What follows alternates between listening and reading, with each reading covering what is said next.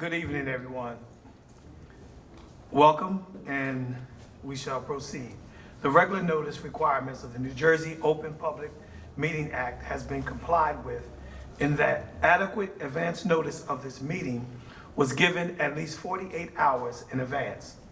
On October the 18th, 2021, notice was mailed to the Carrier Post and posted on the district website.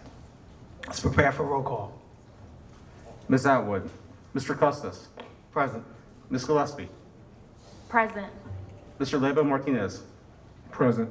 Ms. Merricks. Present. President Mohammed. Present. Vice President Nelson. Present.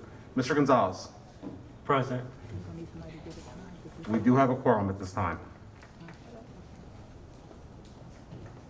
At this moment, would everyone please stand for the Pledge of Allegiance?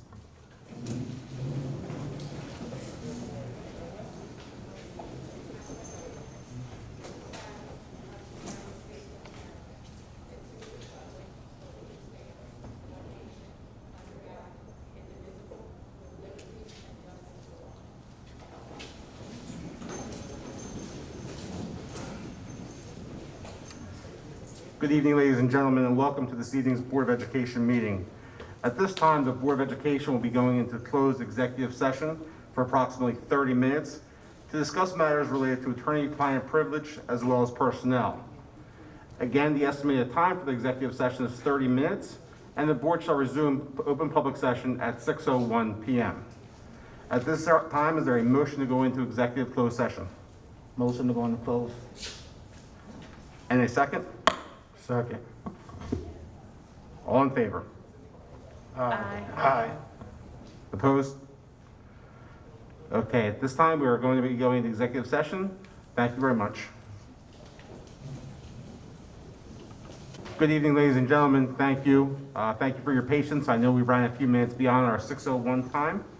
At this time, I'll take a motion to return to open public session. Motion to return to open. Second. I have a motion and a second. All in favor? Aye. Aye. Any opposed? At this time, we are out of executive session and into open public session. Ladies and gentlemen, at this time, we're going to begin our board reports, our board committee reports for this evening. Reporting first tonight will be Vice President Nelson, reporting on behalf of the Finance and Operations Committee. Thank you. We had a Finance and Operations Committee on October 19th. Some of the things that were spoken about was transportation. The CCSD has rebid and requested numerous transportation routes.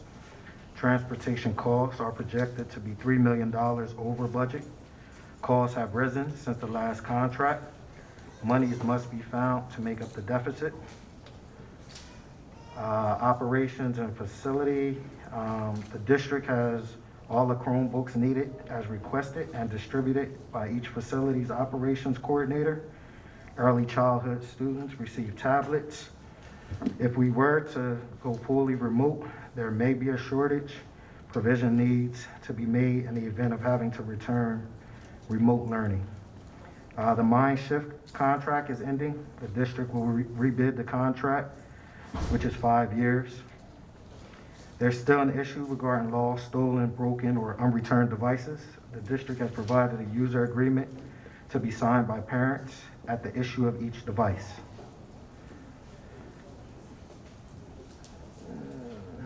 Bomb scares at Camden High campus. The proper authorities have been called to clear each bomb scare.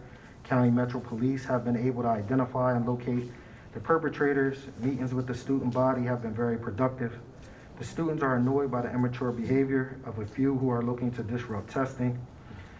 Sheriff Whit Wilson is expected to meet with the security staff. Each academy is working on finalizing emergency action plans. A campus-wide plan is being put in place as well in the event of reciprocity is needed for students to be removed to nearby buildings during a complete evacuation. Special lights and traffic signals may be needed for emergency evacuations to stop traffic from student safety. County Commissioner Al Dyer, who serves as Camden High Campus interim principal, will follow up with information about the installation of aforementioned traffic lights.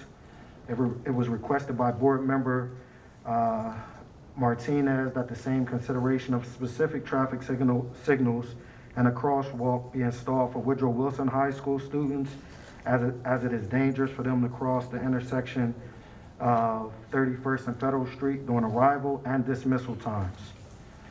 School nutrition, Aramark has staffing and supply issues due to the coronavirus pandemic. Arlethea Brown and her team has been doing a great job with food distribution despite the challenges. The district is requesting RFPs as the food service contract is up for bid. Facilities, operations have been normal with COVID cleaning every day along with contact tracing when positive cases have been reported. The custodial staff is using EPA certified chemicals to clean the schools.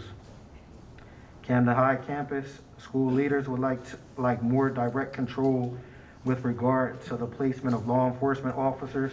They want to assign personnel where they are needed most. Professional development is being provided to new and substitute security staff members. And at that time, that completes my report. Thank you, Vice President Nelson. At this time, we'll also be hearing from Board Member Custis, reporting out on the Policy and Governance Committee. Good evening, all. The committee met on October 19th. We talked about the NJSBA workshops that started this week, today actually, 10/26 to 10/28. Each board member are all expected to attend. Each board member was registered by our VA. We have a mini retreat coming up. Hopefully, we haven't gotten it approved yet. The central office will be bringing in Lester Teller for around 2 hours to go over a lot of board functions and answer questions that board members have had about the do's and don'ts of being a board member. And we will be transitioning to board docs in January 2022. The board will start using board docs online, looking to start training soon, and for the board in January at the reorganizational meeting. Please excuse me, this phone. Topics that were discussed at the board meeting: Woodrow Wilson renaming process. This committee is looking for approval from the superintendent to have a 10-person committee must be current residents of the Woodrow Wilson surrounding community, 4 current students from Woodrow Wilson, 4 alumni from Woodrow Wilson, 2 advisory board members. Individuals interested in serving on the committee must answer a questionnaire available on the district's website. Questionnaire will include the following questions: why do you want to be on the committee? What does Woodrow Wilson mean to you? Policy and Governance Committee will vet and select the committee members. The information on this process will be given out at November's board member upon approval. We also discussed board member attendance. The committee will review board members' attendance each and every month. Not one board member that is absent always on the same date each month.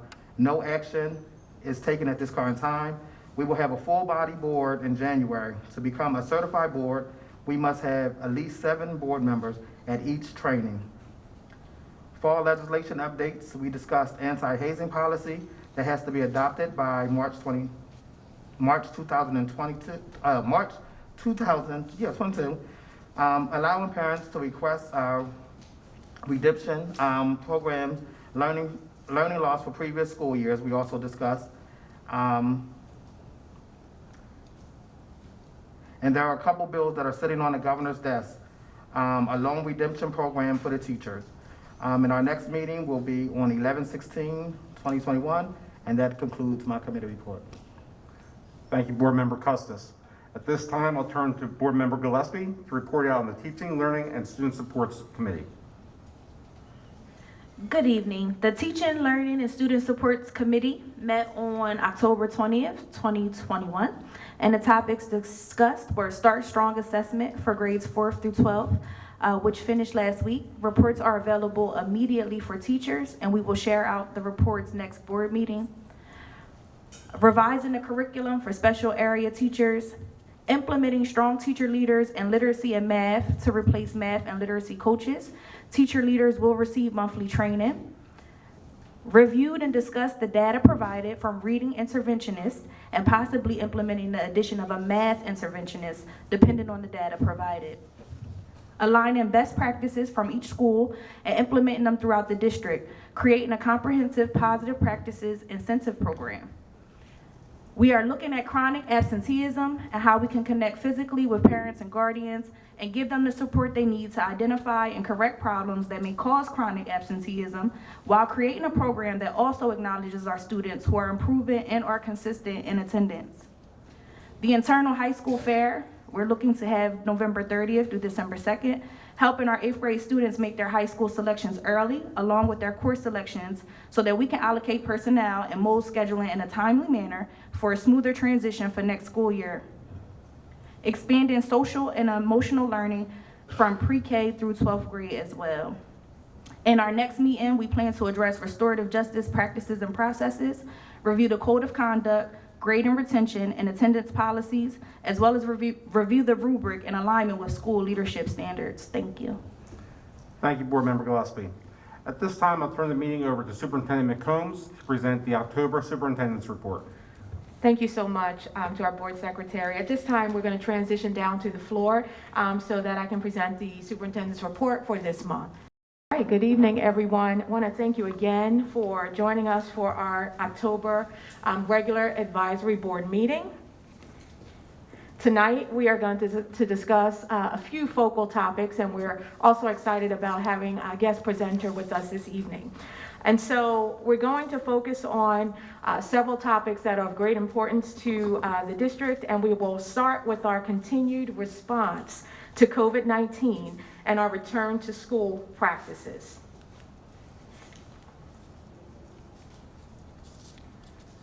So as I shared last month during our September regular advisory board meeting, the district formed a cross-functional team to respond to COVID-19 related matters. Over the next few slides, I'll share some updates on the work the committee has been engaged in with regard to this very important and relevant topic. So as you can see here, these are listed some of the areas, some of the ways that our district is responding, and will continue to work on and improve in our responses to COVID as we learn more and as we move forward. The district continues to refine protocols based on updated New Jersey Department of Health guidance. Also, each school has been charged with adopting specific social distancing guidelines for their students. We have also launched our staff testing program, where unvaccinated staff members are tested on site per state guidelines, and we are working through refining some of the kinks there as we work with our new vendor in this new process. So we look forward to more improvement as we go on week by week with our staff testing program. Also, we're continuing to fulfill our commitment to increasing capacity. We anticipate adding 3 additional floater nurses. There have been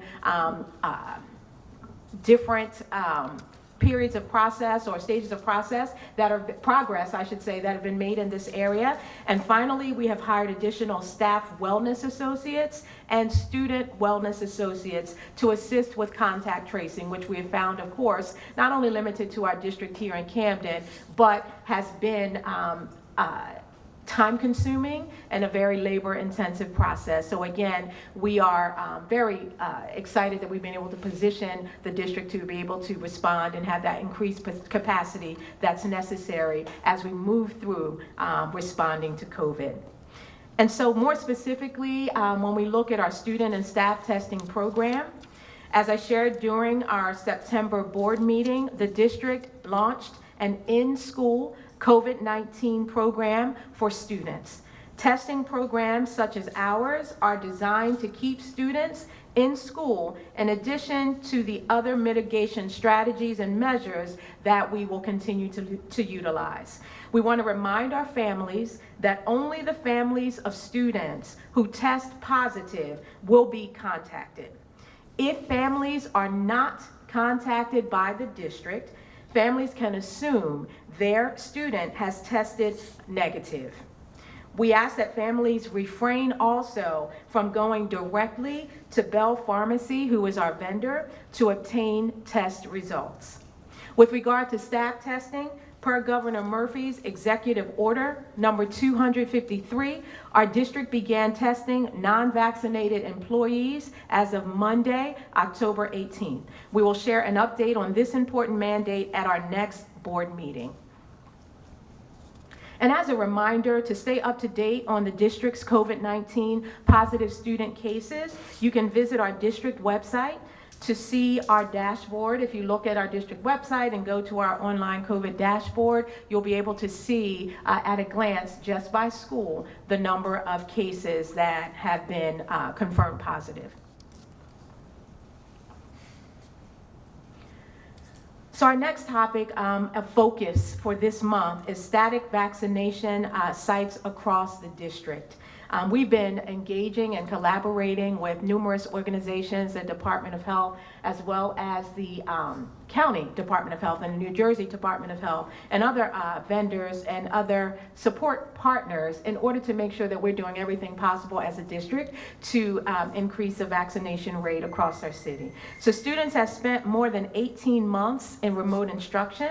One of our single most important focal areas over this year and subsequent school years to come is to rapidly address the learning loss that our students have experienced. So in order for us to be able to do so effectively, it means that our students, our schools must remain open and not have to experience any closures that are due to a health pandemic or having a large number of individuals who have contracted COVID.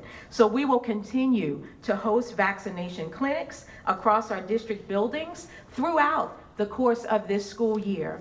We are working, again, as I said, but I want to just underscore it again because this is definitely a collaborative effort and it takes a village to work together on this. We're working with the County and State Department of Health to organize and to plan for these sites. Please stay tuned for more information over the next few weeks that will be shared in this area. So for the next few slides, we'll focus on sharing updates on transportation, school nutrition, and technology.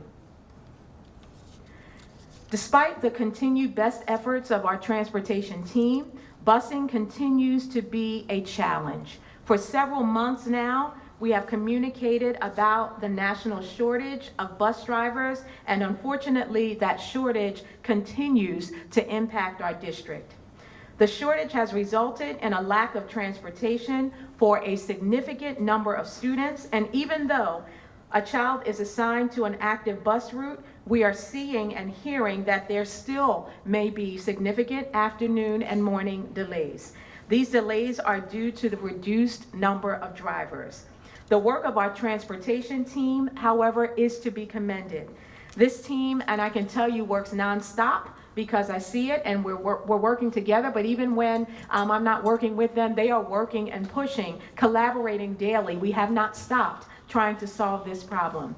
Collaborating daily with our transportation vendors, the county authorities, and the state authorities to develop proactive solutions and to come up with creative resolutions to help our impacted families and to ensure their children are getting to school and getting instruction. That is the bottom line. We want every one of our children in school, so we will continue to work in order to find creative solutions for this very persistent, stubborn, and challenging problem that is not only being faced by us here in the city, but in the region as well as across the nation. As an example of this effort, again, last month, in cooperation with the New Jersey Department of Education, we were able to start offering parent transportation contracts and parent-student bus tickets as alternative solutions to the problem of available drivers. So I'll review just a bit more about these two offerings just to make sure that the word is continuing to get out and that parents know how they can take advantage of these workaround solutions that we have put in place. And so with regard to parent contracts, as you'll see here, as just mentioned, we have received permission and have been working on entering into $1,000 contracts with parents who transport their own children to and from school. Instead of the $1 million liability insurance requirement, the state agreed to lower it to the state minimum insurance coverage of $15,000. our transportation team is still supporting families with these contracts on a daily basis, and we are approving them as quickly as possible. To be eligible for this unique contract, and I want everyone to really take a look and pay attention here, just because we don't want our parents to do any work unnecessarily, but there are certain eligibility requirements that we felt needed to be repeated based on the applications that have come in. So one, the student has to be eligible for transportation, meaning they must live more than 2.0 miles walking to school and more than 2.5 miles if they are in grades 9 through 12 or if their IEP requires transportation. Second, the parent or guardian or emergency contact must transport the child themselves. Remember, a transporting person other than the parent or guardian must be on file as an emergency contact. And third, children have to be on a bus route that is directly impacted by the driver shortage. So those contracts which have been approved so far will receive an initial payment of $500 in December. Payments will continue on a monthly basis for the second half of the school year from January to June. Payments will be $100 per month during that period. So it will all total to $1,000 by the end of the year. Eligible contracts received after November 1st will begin receiving monthly payments in January. Those payments will be calculated to ensure parents receive the full $1,000. So next, let's review some quick details on how you can sign up for a parental transportation contract. As you can see on the screen, there are two ways in which you can sign up. You can go to the shortened CCSD contract link there in blue, or you can pull out your phone right now and use this QR code to navigate to the submission form. You don't have to worry about doing this right now if it is not convenient. You can find all of this information on our district website landing page under Transportation Updates. When completing the form, you will be asked to upload photos of your current driver's license, your vehicle registration, and proof of insurance with the $15,000 liability coverage. This liability coverage amount can be found on the declaration page of your insurance policy. Our transportation team will review your child's eligibility together with your submitted paperwork and then follow up with you on your eligibility to start a contract. The average turnaround time is 5 to 10 days. So we want to make sure that's clear. It's 5 to 10 days so that we can check all the documentation, make sure everything is in order. So please apply today if this solution can help your family. And in addition, we also recognize that not everyone has access to a vehicle to transport their own child. And so we are also willing to support families who can utilize New Jersey Transit public transportation services. We know that putting your elementary child on a public transportation vehicle could leave many families very uneasy. So for impacted families that do qualify for transportation, we offer bus tickets to you and your child to and from school. That way you can accompany your child to and from school, your children who are younger. If this solution can be of help to you and your family, please send an email to the email address that's located on the screen, transportation@camden.k12.nj.us. In your email, simply write bus tickets in the subject line, and our team will work to support you. You can also call our Solution Center for additional support. Thank you for your patience. We just want to make sure that our families have all of the information necessary, because this is, again, a challenge that we will overcome. With regard to remote instruction for students who do not have transportation, we know all of this is a huge burden on our families, and we appreciate your resiliency on behalf of our children. Despite the incredible obstacles this has presented to families, we are still seeing that well over 75% of impacted students are still finding their way to school. While this is impressive, it is not surprising. As we know, our Camden parents and community are relentless in their dedication to their children's academic opportunities. As we want to ensure we support all families, even those who have no way to get their child to school, the Department of Education has confirmed that we are permitted to provide remote instruction to any transportation eligible student who is impacted by the driver shortage and can't make it to school by any of the ways that we've provided. Our schools are directly connecting with these impacted families. So when we shift a little bit to other impacts of COVID, so not only has there been an impact on the labor industry, where there are many areas of the labor industry where it's been difficult to find workers. Supply shortages and staffing challenges, we just wanted to share a little bit with you about how that is also impacting the district in a different way outside of transportation.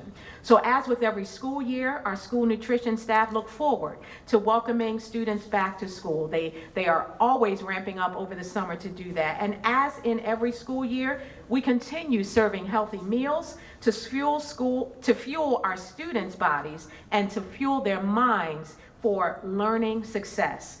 This school year, thanks to federal pandemic waivers and community eligibility, all students are eligible for free meals. All students in our district are eligible. While this is good news, school meal programs nationwide are still experiencing many of the same supply chain and staffing challenges that have impacted restaurants and grocery stores throughout the pandemic. We ask for your patience as our school nutrition team and our food services partners sort through the supply chain and staffing issues. As a reminder, our vendor, Aramark, employs food service staff and will be addressing those issues directly. We may not have the same number of menu choices that we typically offer our students, but rest assured that all students are nourished with healthy meals and are ready to learn. So we'll go right now into just a few more areas before we shift gears. So with regard to Chromebooks, this school year, all Chromebooks distributed to students come with protective cases with such features as raised bumper covers, bumper corners, and internal shock protection. These cases provide students with important support and protection. While these Chromebooks have a protective case, students should still make sure they are kept in a safe place and a secure location, away from food, drinks, and other physical hazards, and don't forget to charge them every day. Please remember, if your student is experiencing an issue with their device, please reach out to our student tech support team as soon as the issue arises.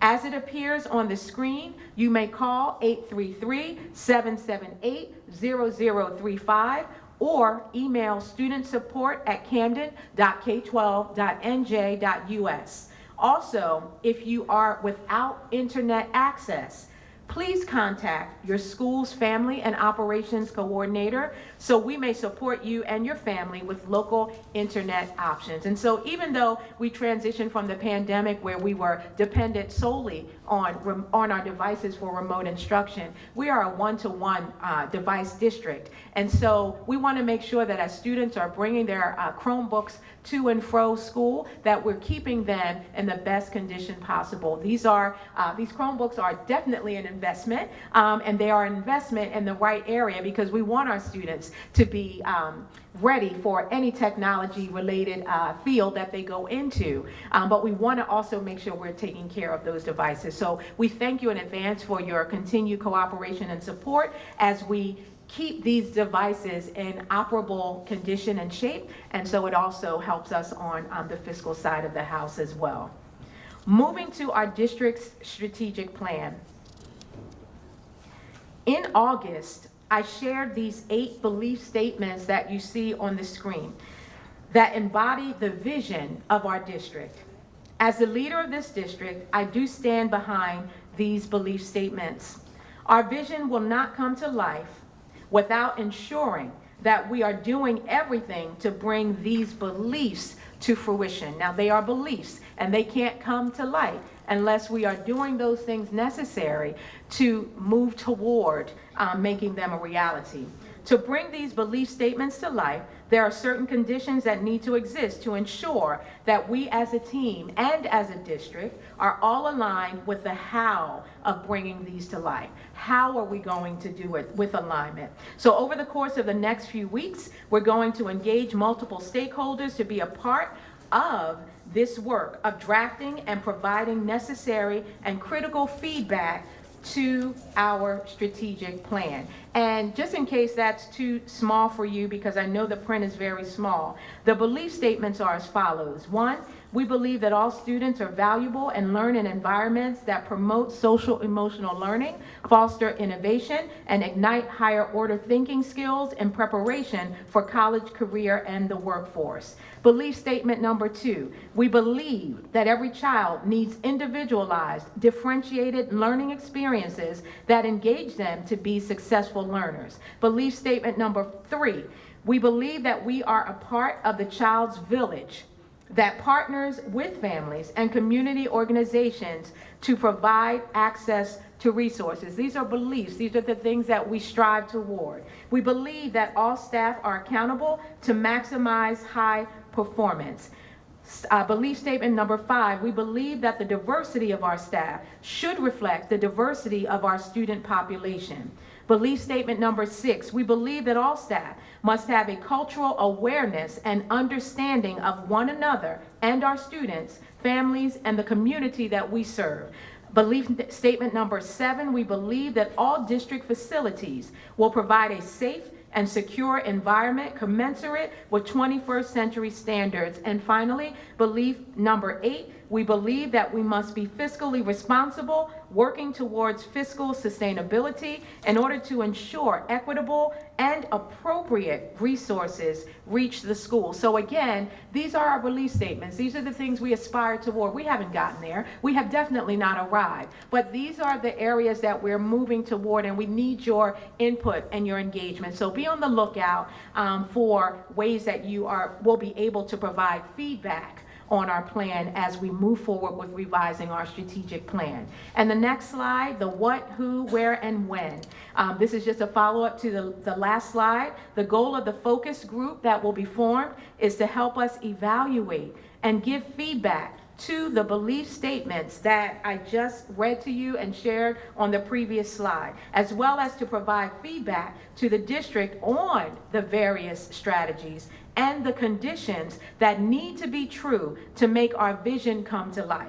This engagement work was delayed with the start of the school year. However, we are back on track. So look out on our website and social media pages for the link to sign up for the focus groups. Now let's move to our fiscal update. In advance of the submission date for our ARP ESSER application, the third round of federal funding, I just wanted to take a moment to share today the big buckets and the big ticket items or areas that we are looking to spend ARP ESSER funding on and prioritize in that spending. So here, if you look on the slide, you'll see a few big bucket areas that we plan on using this funding for. Over the course of the last few months, we heard from many stakeholders, and we heard those stakeholders share feedback on how the funding should be spent. It was and is important to me that stakeholder voices are heard. So as part of our spending, we will focus on building out and expanding our CTE offerings. That's just one area. And we want to say a special thank you to the CEA and CCPSA union presidents who have been very strong advocates, not only in this area, but this is one area that there has been lots of alignment on. So we will focus on capital improvements that are related here, but also in other areas to ensure equity across all of our buildings. We will focus heavily on learning loss and learning recovery as well as mental health supports. These are just a few big areas that the funding will be used to address, and you will hear more about this in the future, but we wanted to just share what those big major areas are that we will be focusing in on as a result of the feedback that we have received. And so moving on to the final topic that will be shared today, one of the areas I just talked about had to do with social emotional learning and mental health supports. And so we are committed to safe, healthy, and equitable school climates in which social emotional learning is integral to academic teaching and learning, not only at Camden High, but in all of our schools, because we've heard lots of feedback on specific schools, but all of our schools. We know that all of our students need to have that extra attention, not only ours, but across the nation, right? As they are growing and as they are developing, but especially after coming out of the pandemic that took our students out of school for so long. So social emotional learning has a positive impact on a wide range of outcomes, including academic performance, healthy relationships, mental wellness, and so much more. And so that is why we believe strongly in prioritizing it in every decision we make and putting students first. Tonight, we are going to highlight one of our community partners who has worked with us over the years to not only provide services to students and families, but to work with families to address and remove barriers to family and student success in school, at home, and in the community. So at this time, I'm excited to welcome Megan Lepore, Taisha Bird, and Andrew Adams from the Center for Family Services Camden Promise Neighborhood to share with us tonight. Let's give them a welcoming round of applause as they come forward.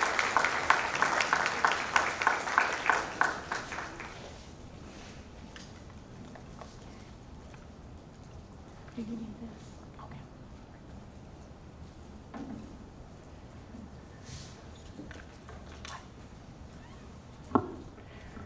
Good evening. Thank you, Superintendent, for that introduction and for all the work that the district does.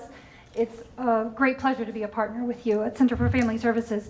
So again, my name is Megan Lepore. I'm the Director of Development and Sustainability at Center for Family Services, focused within the Camden Promise neighborhood. We are very pleased to be here and pleased to be a partner with all of the students and families represented here and those at home. Center for Family Services has been based in Camden for over 100 years. We are a social and human services agency focused on strengthening families and communities, meeting folks where they are, and giving them the supports that they need. We have counted the Camden City School District as a strong and long-standing partner in supporting the creation of successful pathways for students and families, and we continue to be committed to that mission. The Camden Promise Neighborhood Initiative began in 2016 and is funded by the United States Department of Education. We create a birth to college and career pipeline of services, resources, focusing on the whole child. That whole child represents not only an individual, a student in a classroom, but also the family, the caregiver, and the support team that goes beyond them. It goes beyond them to the administrators, to the teachers, and to the folks who help them in that community to be strong and successful. It's a collaborative effort across the Camden City School District, but of course across a variety of cross-sector collaborative partners within the city. We have a holistic approach to what we do, and it really is early, starting with birth, all the way to college and career and beyond, because we believe that that is a continuum that needs to be supported no matter how old or young you are. So for the Camden Promise neighborhood, we have funding that supports our school-based social supports team and interventions, represented here by Taisha Bird, our social solutions manager. Academic solutions team that focuses on a college and career readiness track, led by Andrew Adams. Community engagement and events, you see us in parks, you see us in schools, you see us everywhere. We've got great tchotchkes, they're even outside here, but we really foster a community that is engaged, active, and supportive of one another. You've seen us do food distributions at food pantries, Food Access, Hope Mobile. We're there for the community in whatever way they need us. Partner resources and program connections. If it's not us that can help you, we know who can, and if they can't, we'll figure it out together. We focus on attendance, making sure that students are in the classroom. When they're in the classroom, that they are prepared, they are ready to learn, and that they feel supported and empowered every step of the way. Social and emotional wellness, mental and behavioral health supports. We'll talk about that in a second with social and emotional learning. And of course, mental and behavioral health. This past almost 2 years now has been very difficult on everybody, let alone the students who have lost time together, learning, and being fostered to grow and be successful.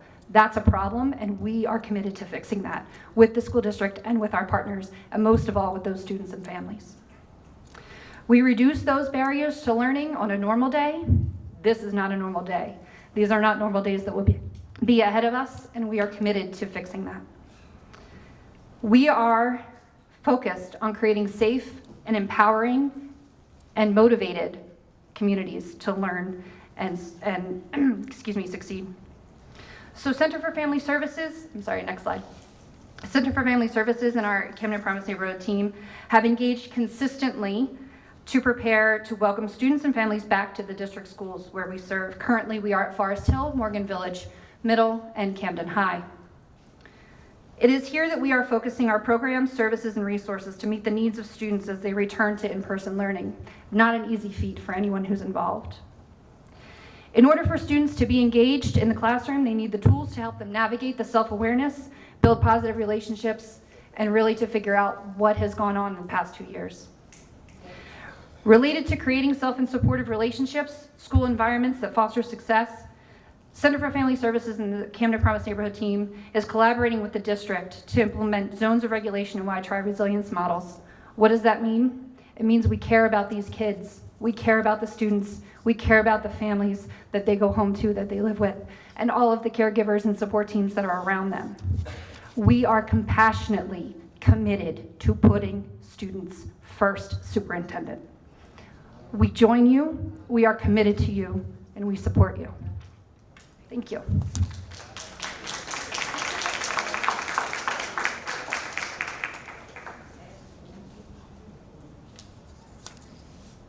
Thank you so much, Megan, and the team from Camden Promise neighborhood. And she just talked a little bit about the work that's done, and the work that's done, we so appreciate it. And we know that it is focused on the entire family and also on providing the best supports to ensure that our students get the most out of their educational experience as possible. And so again, we thank you for your partnership. We'll continue to work together collaboratively as we, learn from what our students have gone through and what they are dealing with and the challenges they face each and every day. There's no level of perfection that's reached with this. We have to grow with our students and be responsive to their needs, and we thank you for being one of our strongest partners in that area. And we will look forward to sharing more updates with the community and the board about our focus and our efforts in social emotional learning, because we know that our families and our board is very much interested in knowing what we're doing to support the whole child. And so we will continue that. And so we'll move forward with just a few district highlights, and I really do mean just a few, and then we will highlight some special retirees and then return to the rest of our board meeting. So Pasco, essential physics.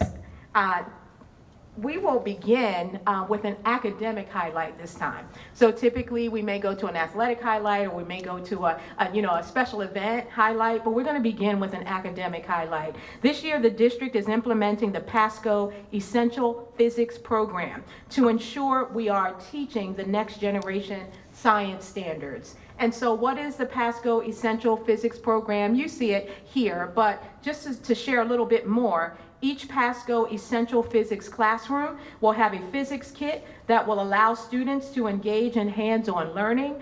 Teachers in other school districts in the United States have stated that the resources are adaptable.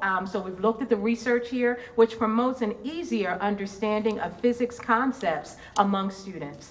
Science is literally placed in the hands of our students as they participate actively in physics labs, and students will be able to make the connection between science and mathematics, strengthening students' comprehension of mathematical concepts. So we look forward to sharing updates on how this new program that we're embarking on is impacting our students' ability to master the highest level of sciences. Next slide. One of the highlights of my day, my month, my life is to be able to sit down and listen to students. I'm an educator at heart, and listening to students and being around them and being in their presence is very inspiring. So we had the opportunity to begin our student roundtables again. They had been, on hold because our high school students were not in person. But we've had the chance to kick off our in-person student roundtable discussions. And I was able to host several roundtable discussions with our high school students, a cross-section of our high school students. One at the Camden High campus, which had representation from all 4 of the academies. I think there were about 16 students total.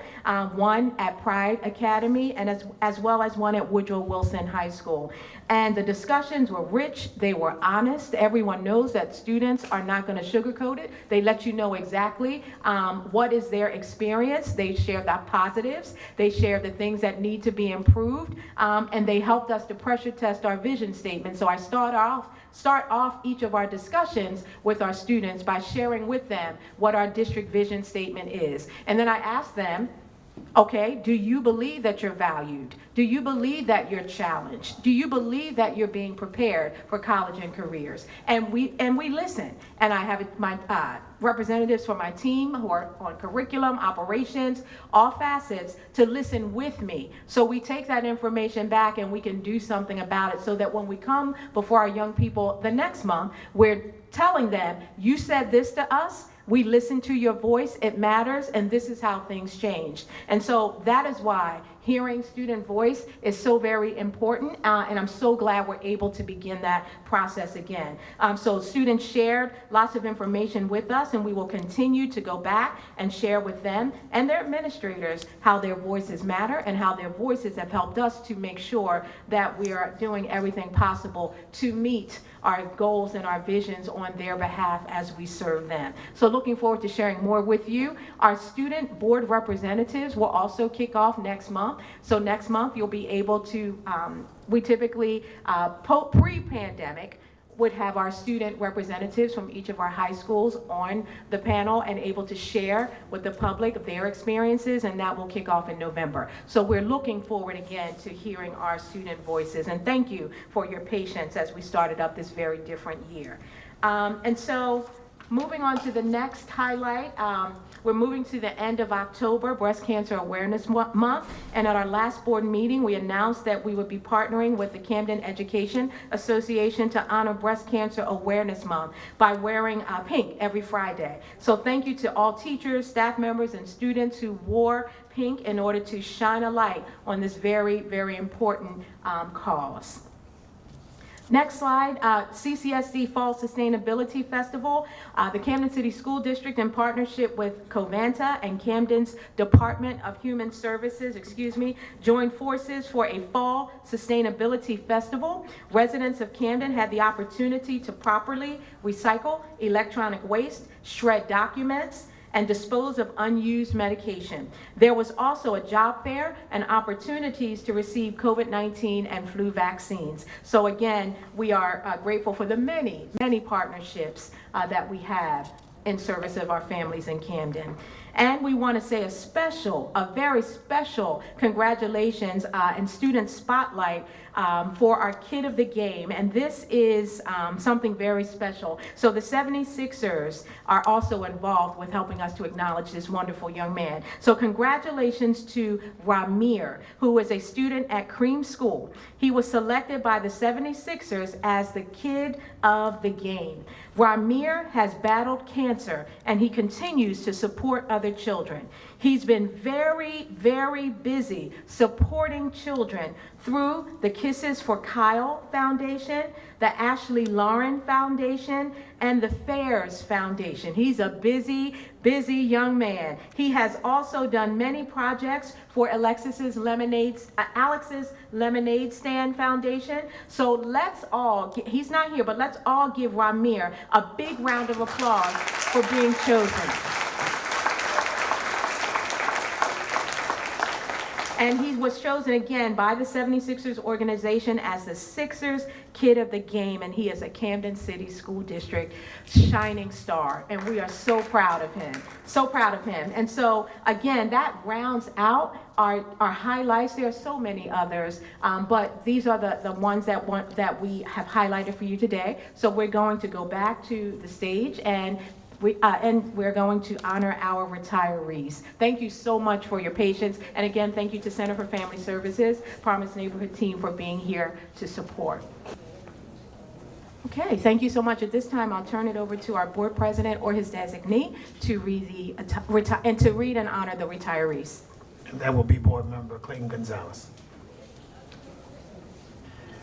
We'd like to congratulate Ms. Sally Robinson, Clerk 3B, on her retirement as of November 30th, 2021. We can give Ms. Robinson a round of applause for her years of service, 1 years of service.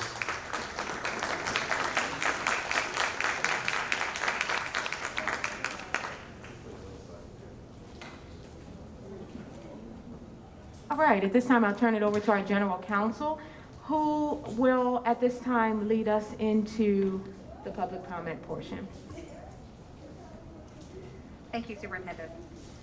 The Camden City School District welcomes the attendance and comments from all members of the public at its meetings. This public comment period is your time to be heard on the agenda items in this meeting. This is not a time to engage in a dialogue with the board, but it is your time to present your comments to the board and the superintendent. Each person who signed up to comment will have 3 minutes. You will be notified when your 3 minutes are up. You cannot yield your time to another person. When it is your turn to speak, please remain at the podium and address all of your comments to the general counsel or the superintendent. Please be courteous to your fellow community members and keep your comments within the time frame allotted so that everyone has the opportunity to speak. At the end of the 3 minutes, the microphone will be cut off. Please conduct yourself in a respectful and courteous manner.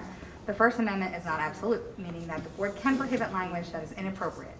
So for anyone whose comments or actions either harass, intimidate, or threaten the safety of any person, we will provide you with a warning or immediately end your comment time.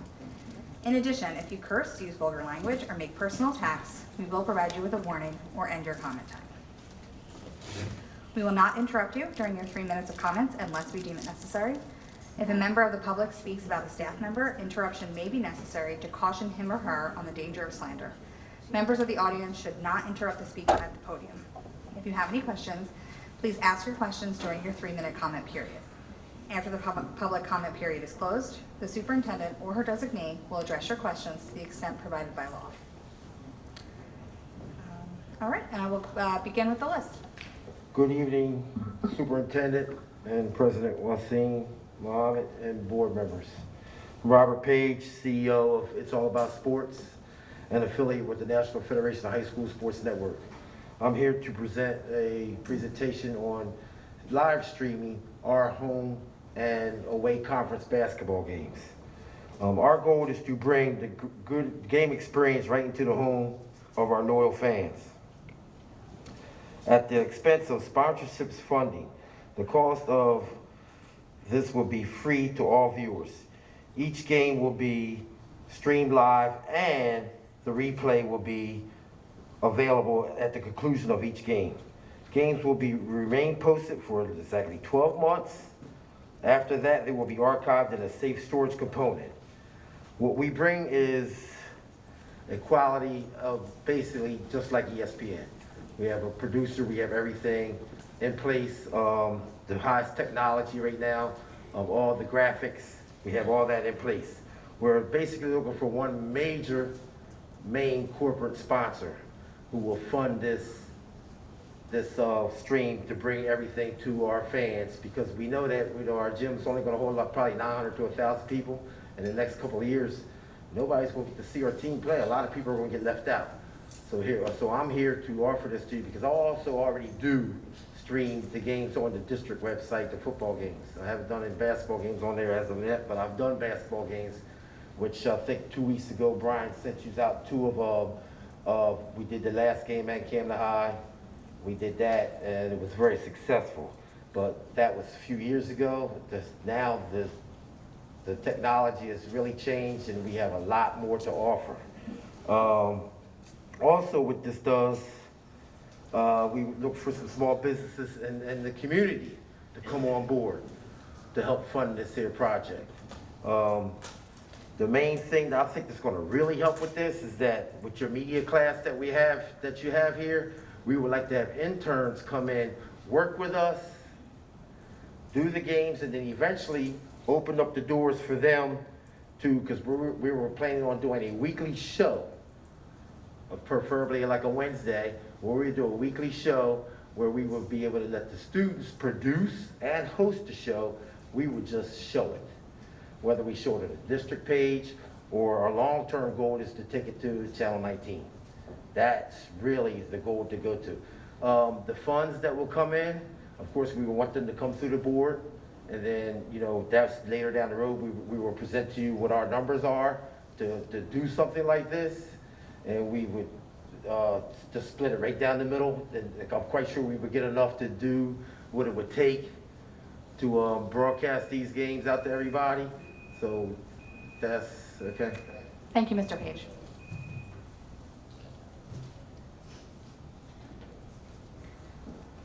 The next speaker this evening is Dorinda Brittenham.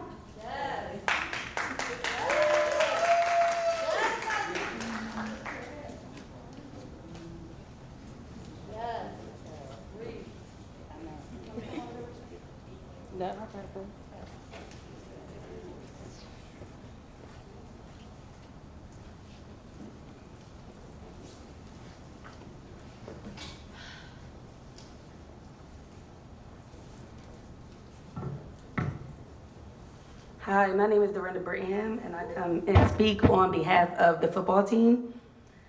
I just want to say that football is an outlet for these urban city kids who come from Camden. Many of these athletes have nothing. They come from broken homes.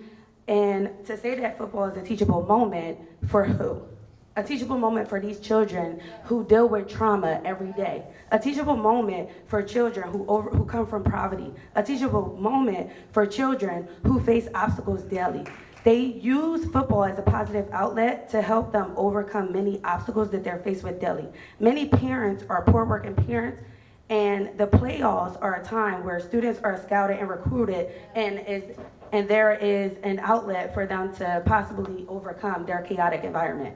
As a Camden resident, football is a positive outlet. It allows for our community to come together. These athletes look forward to these scholarships. This is an escape for them. This is not a teachable moment.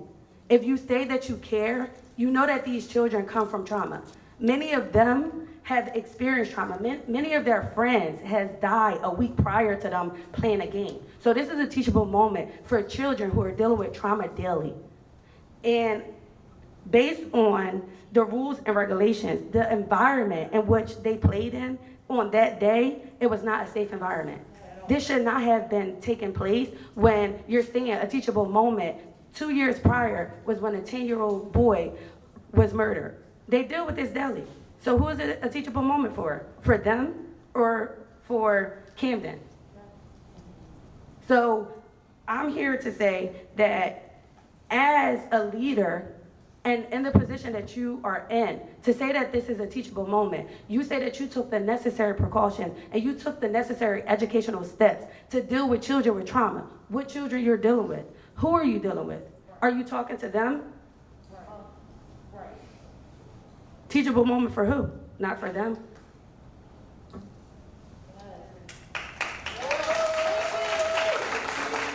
Thank you, Ms. Brittenham.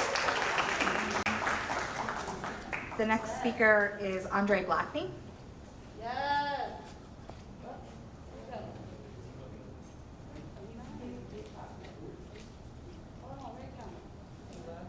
Mr. Blackney, are you still in the audience?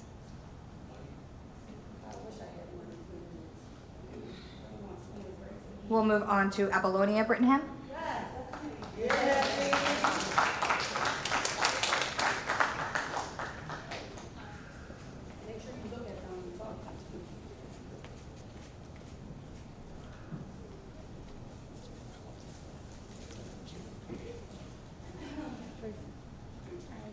Hello, everybody. My name is Apollonia. And I'm going to breathe, stretch, shake, and let these words go into the ears that they need to get to. We're not here to play games with people who are in position to step up with our boys. The only games we're here to play is the playoffs and the championship. As mentioned in your Pledge of Allegiance, indivisible with liberty and justice for all. And that's all we're seeking is justice. Yet something so major is being treated so minor, and we're not having that. My questions are, do you care? Who cares? Most importantly, how are you showing that you care? Have you reached out to these boys or just the news and administration? I'm sure you know that this is something that is being talked about all over. Have you checked up on them, on their mental health? What are your social, emotional skills that you applied in this? I want to quote, what social and emotional skills that did you apply in this teachable situation? Did you reach out? Did any of you reach out to teach them, educate them on how to handle a situation like that, or did you just go to the news? Or is it, if it doesn't apply, let it fly? Because that's the only energy that's being felt. I want you all to know that it's not a chip on their shoulders, it's your foot and the world's foot on their necks. And that's from Malcolm X, if you don't know. And we the people, which are the majority, are not giving up on our team as everyone else has. Oh yeah, and we need y'all to use some of that money that's listed on that paper for their bleachers, for those crates that they got put their belongings in, for those trailers that they've been using for decades. Show up for them. The pressure is being applied. The word public in public school refers to the fact that it is the citizens themselves who control the public schools, and we are the citizens. With that being said, we're here, we're standing for something. We're no longer falling for anything that's just being said. We are seeking results. We're seeking unity in this community, and what you all do with our questions, comments, and concerns. And we expect to be followed up with. Thanks. Thank you, Ms. Brigham. The next speaker this evening is Helen Hill. Yeah, Helen.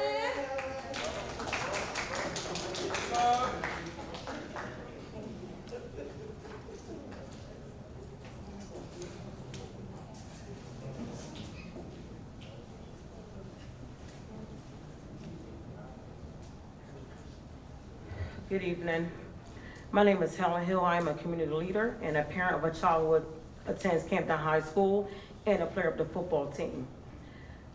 Tonight, we want to address the issue that our kids have experienced on this past weekend with being put out the playoffs. However, Katrina, you made a statement about our boys that was unfair, that you just showed them that you don't care about them. How dare you tell them that they're being made an example out of?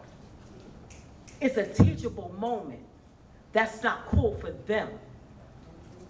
You just crushed their dreams. What about these seniors who are looking for scholarships and still need film?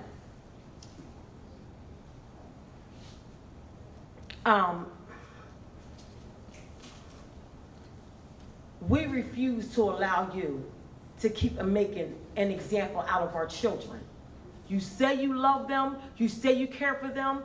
Y'all gotta learn how to stand up for them. It's not a us thing, it's a we thing. Absolutely. They're our children. I birthed one, but they're all my sons. Yeah. I care for all of them.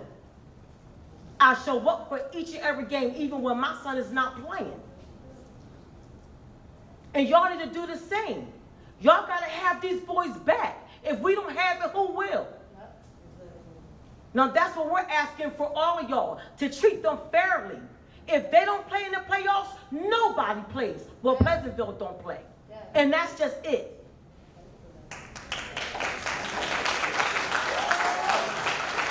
Thank you, Ms. Hall.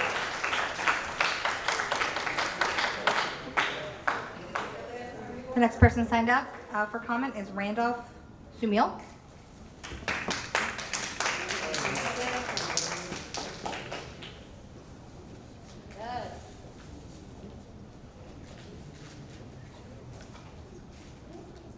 How y'all doing? My name is Randolph Samuel.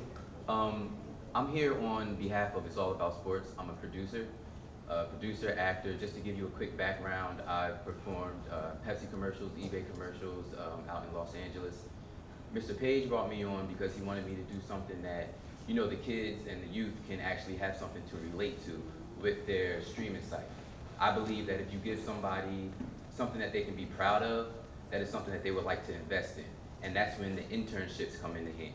So you have internships, these internships, I've had internships that helped me get into college, that helped me get scholarships, and even helped me receive jobs in the industry.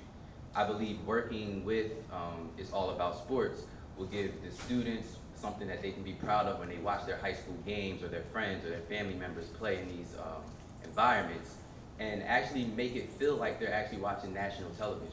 So that means giving them opportunities to see commercials that are filmed well at industry standard level on a streaming site.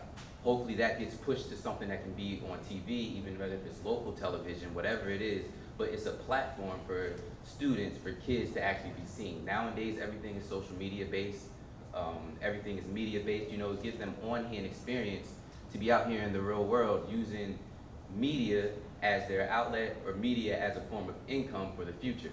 So my job is to make everything format and work smoothly and look like it is actual television on, like actual national TV. Something they can be happy to see, something that they can talk about in school, talk about in the, out in the world when they're out with their friends, have fun things that are actually worth being seen and that can be used by them as well. So that's what I wanted to say about the pitch, me as a producer, who I am, what I want to bring to the table with working with Mr. Page. And that's all I have. Thank you. Thank you, Mr. Sumio. Next individual signed up for a comment is Nair Graham.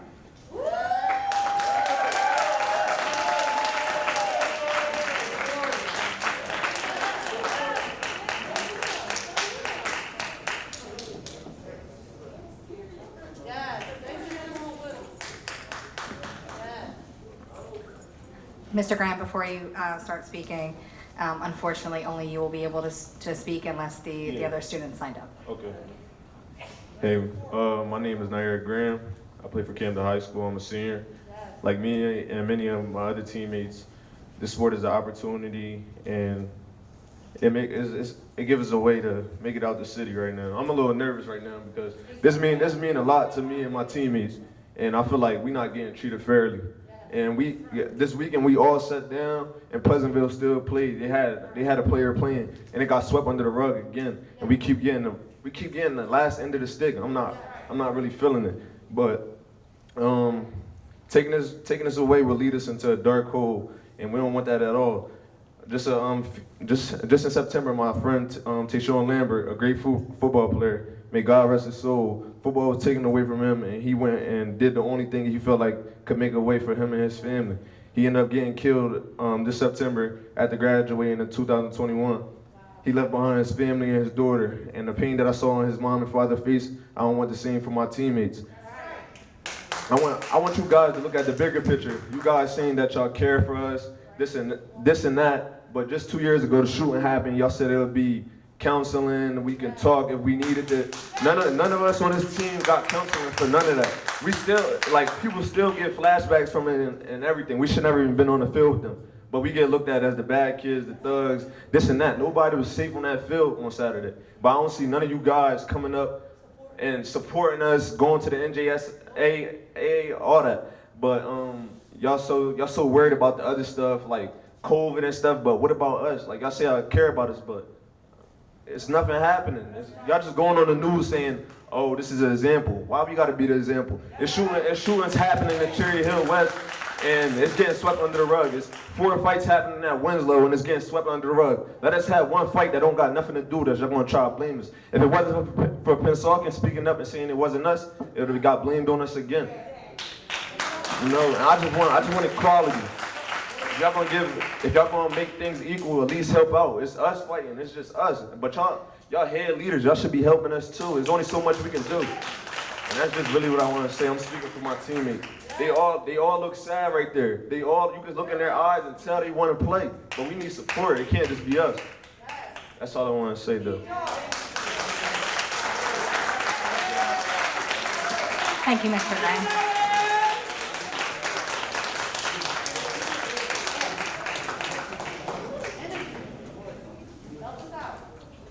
The next speaker this evening is Tina Williams.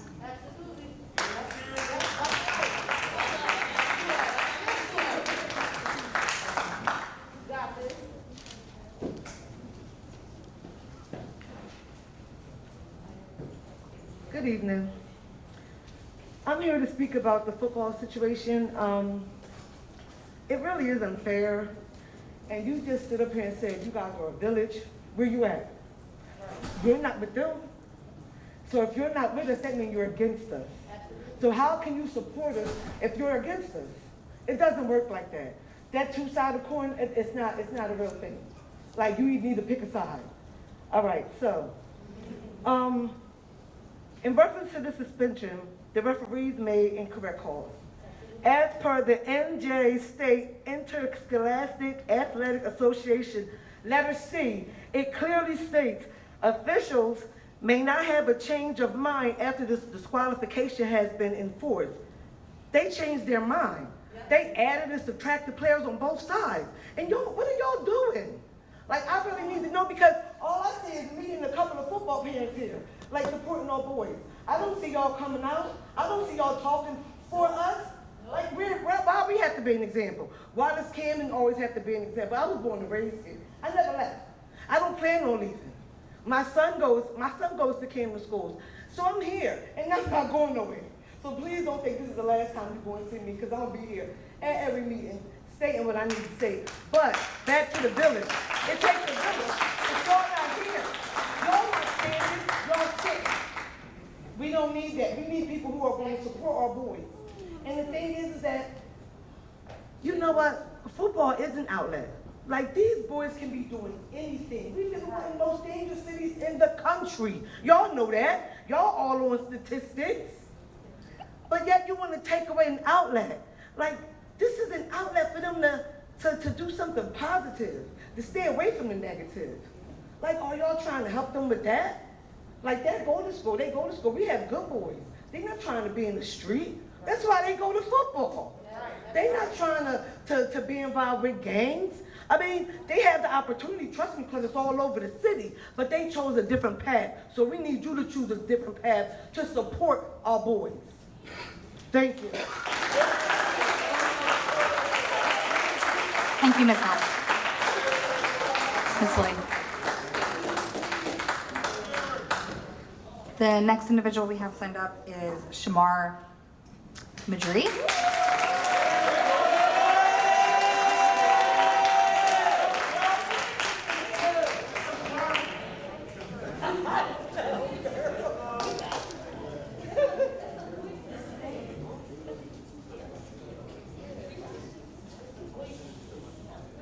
Good evening. First, just thank you guys for the time. We want to thank you guys for taking time out to hear us out. We don't just come to bombard you with our complaints or nothing like that.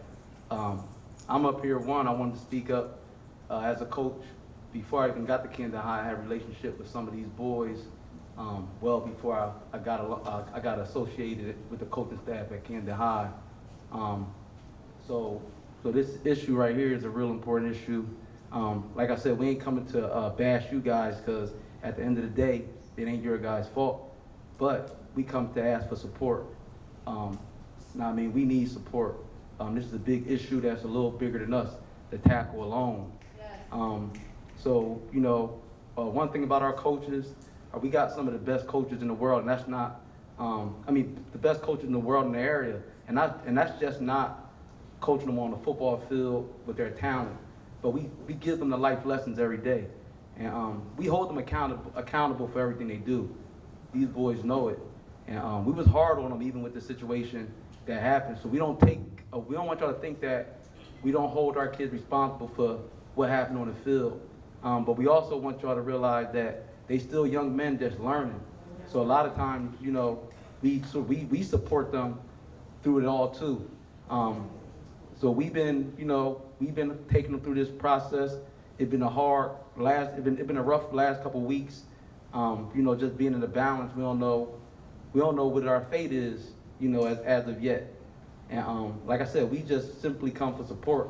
I come here to vouch for these kids and the parents. These are good kids.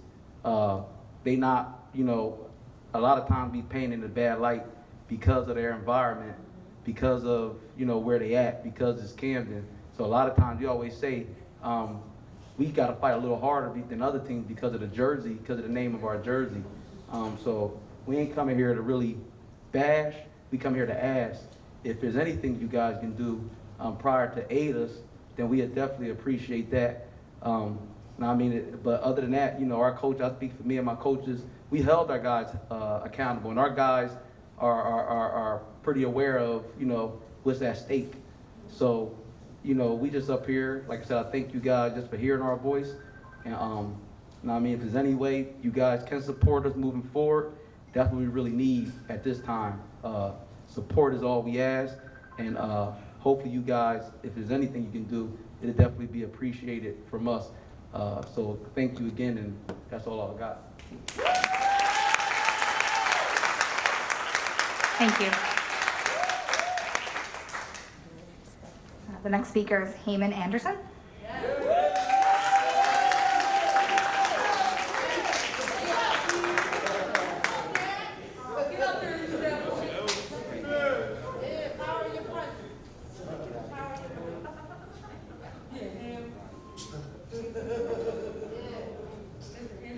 How y'all doing? My name is Hamid Anderson, not Heyman. Thank you. First of all, how y'all doing? I see a lot of familiar faces up there. Fabio, Wasim Muhammad, Nye, brother right there. First of all, we want to, on behalf of Camden High football team and the parents and players, we want to give our sincere condolences to you, Miss Katrina, and tell you sorry for your loss, first of all. Like everyone said, we need to come together as a village and stand behind the kids. I've never been to a board meeting. This is my first time coming here. It's something new for us. And hold on, I wrote something down. I wanted to, some key points I wanted to address. Who informed you about the incident between Camden High and Winslow, and how soon was you notified? And did you do a thorough investigation because the officials didn't?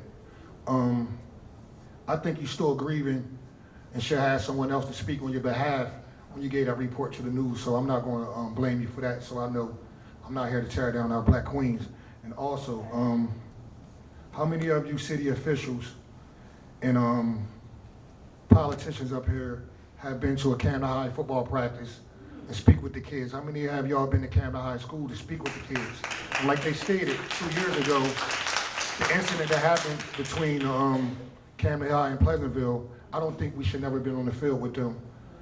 Pleasantville, I want to state that Pleasantville players after the game, after they got an incident with Camden High players, I want to notify y'all that they was fighting each other. The coaches was fighting each other after the game, and that wasn't reported to the NJSIAA.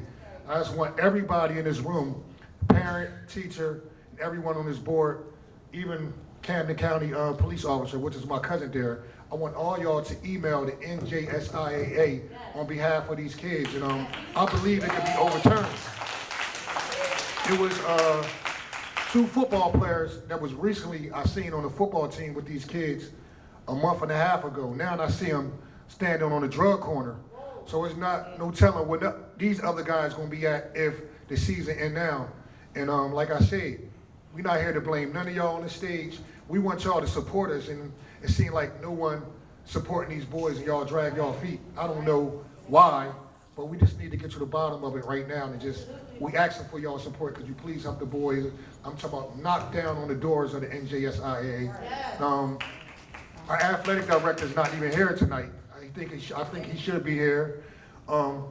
Another thing I want to state, our boys didn't have a trainer at the beginning of the season. We didn't have official weight room for the kids to work out, and y'all was speaking about nutrition. The kids weren't getting stronger enough just to compete, and we made it this far without a weight room, and we should continue on striving and letting these boys play. Please fight for these boys. That's all I have to say. Thank you all. Good night. Thank you, Mr. Anderson.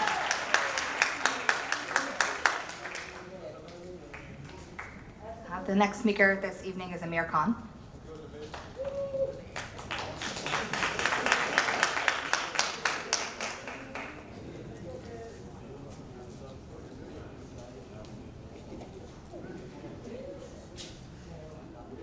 Good evening. You know, I got a chance to call the state, the governor's office, and several others in reference to what's going on here, as well as reaching out to the SIAA, whatever it is. And unless people fight for our community, nothing will happen.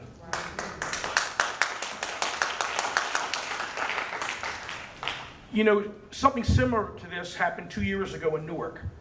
In Newark, the girls' basketball team, they got into a fight, and there were over 3 individuals that got involved in the fight, and they were taken out of the playoffs. A big difference was you didn't have the community coming out fussing or making complaints to the school board, because the mayor personally got involved, city council personally got involved, the school board got involved. The mayor literally got on the phone, Mayor Ross Baraka, and he called up Governor Murphy himself on his cell phone, complaining and said, please, you got to do something for our kids. You have to do something for our community. You have to do something for our children. Now, the bad news is, because of the policy, there was nothing that even Governor Murphy or the mayor of the largest city of New Jersey could do. But you didn't have an uproar or rage with parents and students, because at least they felt and saw the leaders of the city going to bat for the community. And I'm not sure, and I really want to say this to the board and also to those who are listening, because many times at these meetings, people leave, Superintendent, before you are able to give a response. And I pray that you that are here today at least give the superintendent a chance, because maybe she has reached out to the NJSIAA. Maybe some of the other members have. I don't know. And I'm not going to accuse you of anything until you respond back. And maybe you have. And I'm going to ask even this. If it appears that this meeting is going too long and there are a lot of other speakers, I'm going to ask maybe you abrupt the normal protocol, and maybe you can speak before some of the students and parents leave. Because if in fact you have been fighting, and if in fact you have gone to the state and have gone to the NJSIA the way Mayor Ross Baraka has done and other superintendents have done in Newark, then that needs to be said. I can say to everyone here that maybe if we're only going by what we read in the paper, I'm going to give you the benefit of the doubt on this, Superintendent, because many times we say one thing and people write what they want to hear. And I'll give you the benefit of the doubt, but if in fact that they're doing that, please let the community know tonight. Let them know you're tired, you're going to fight for the community, we're going to do whatever we have to do to see what we can do. If there are things that are unfair, how about getting up there with NJSI? If it's 3, let me get there and let me see the recording. Let me see, that person's not even with us. No, that's the wrong person. I only count 2 here. If there's only 2, we should still be able to play in the playoffs. Let the community know that you're fighting like hell for them, and you're not going to take this laying down. Thank you very much, and God bless you. Thank you, Pastor Costa.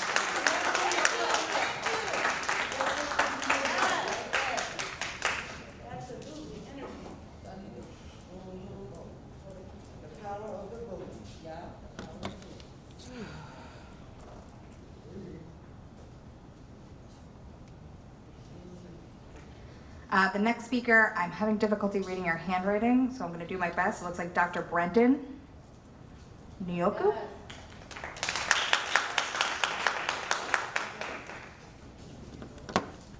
Good evening, and thank you for this opportunity.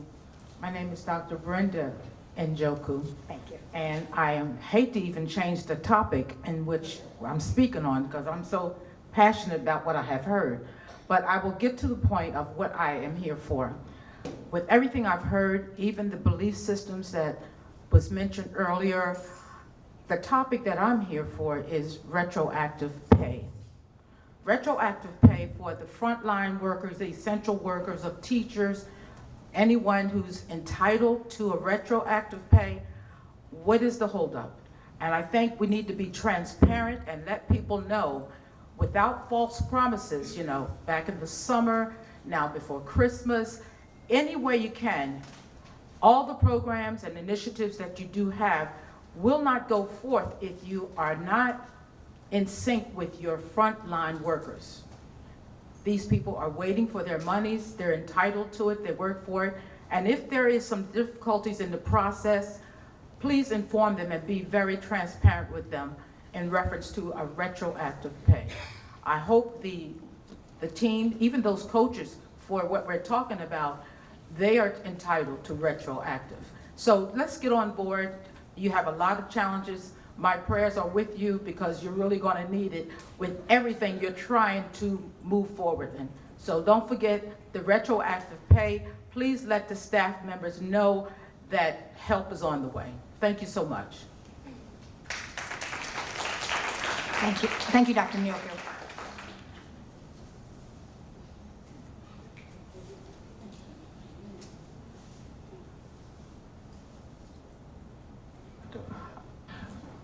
Just a quick note that because of the interest of the young people who have school tomorrow, we are speculating that there's about 3 others who are going to speak, and it's going to be about the football. And we're going to go with, beyond the norm and speak to the issue of that while most of our students here, and then return back to our regular board meeting. Thank you. And the next speaker is Stephanie Wilson.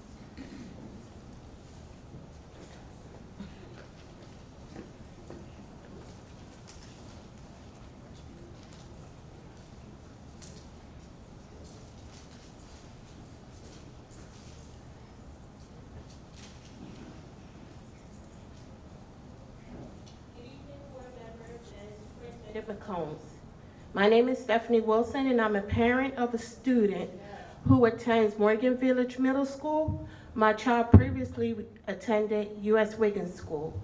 I am here tonight to talk about Camden Promise Neighborhood. Over the past 4 years, this program has supported my family and many others in our community.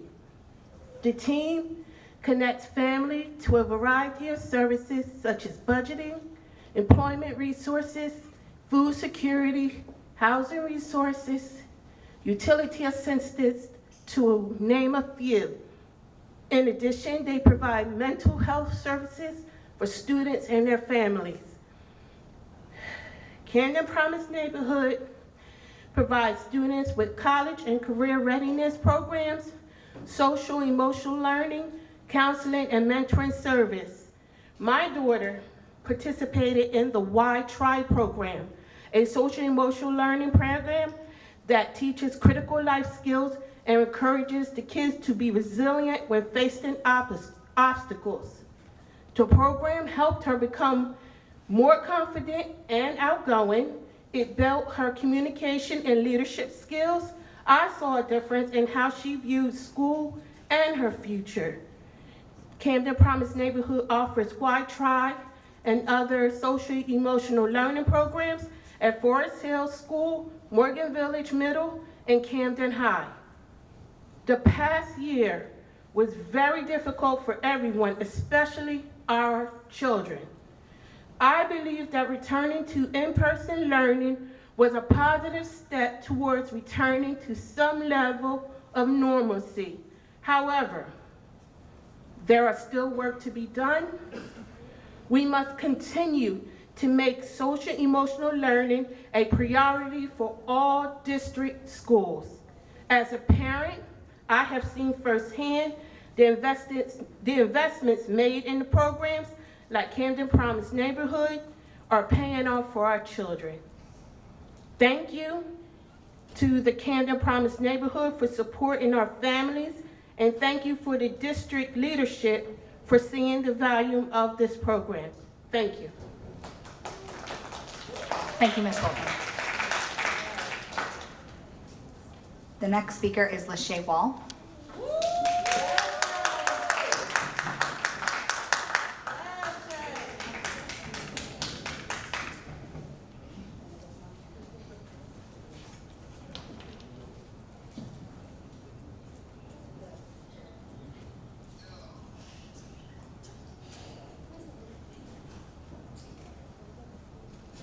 Good evening, everyone. So to begin with, I share similar sentiments as the parents and players of the Camden High football team, so I won't echo much of what has already been said. But I would like to speak on a few relevant items that our superintendent mentioned in her report tonight.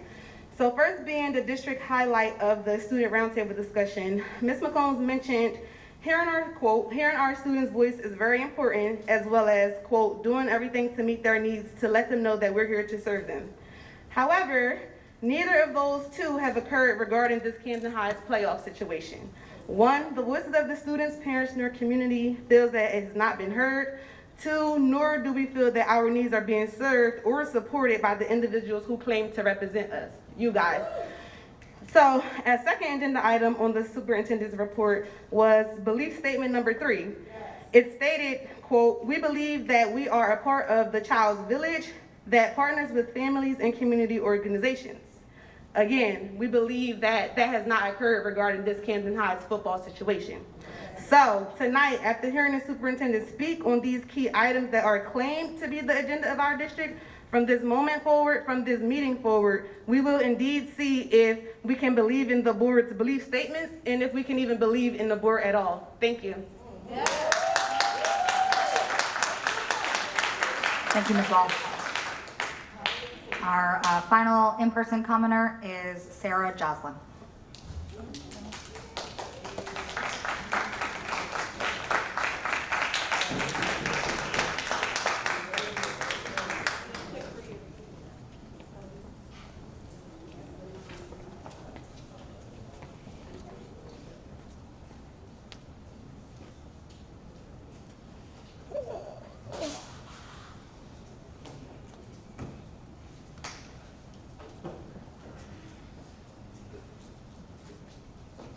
Sarah Joslin at Cherry Hill. First, I'd like to congratulate you on the sustainability event. This is very important, and remind you that the Climate Summit is happening next week, the 31st of October to November 12th. It's extremely important that Camden responds to flooding issues here by taking pictures and putting it in Camden reports. We need to know where the flooding is. I want to also thank you for the new physics curriculum. I think it's extremely important to prepare students for science. On an accountability issue, I asked, what is the current teacher vacancy rate? Is it science and math? How are we doing on that? I ask, as I had asked last year, please report attendance statistics as we go forward. Chronic absenteeism is something that is an important criteria for getting us to be compliant on our QSAC. People need to know where we are.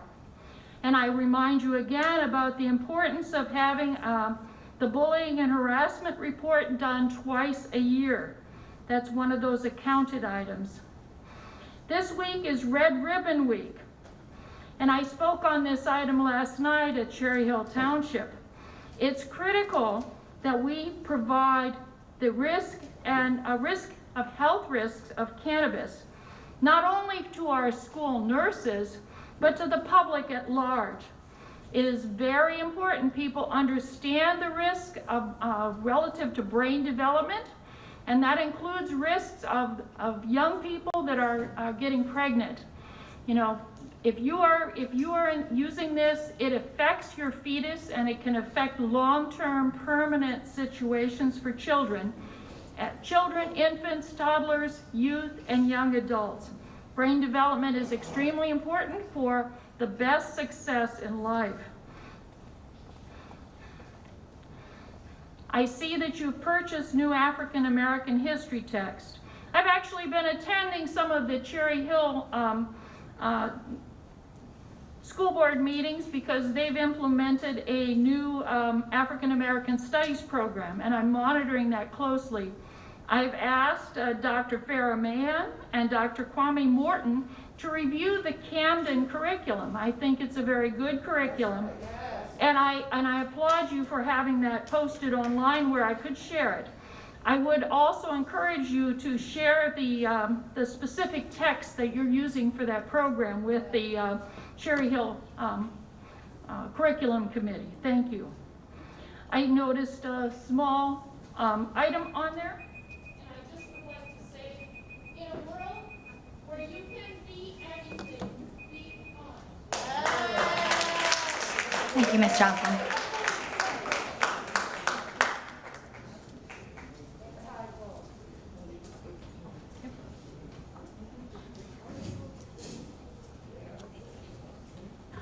Good evening, everyone. I want to thank Pastor Khan for that recommendation to have us to share before our students have to leave and before many of the parents of our football players and also the coaching staff have to leave to prepare for the next day. We want to be mindful.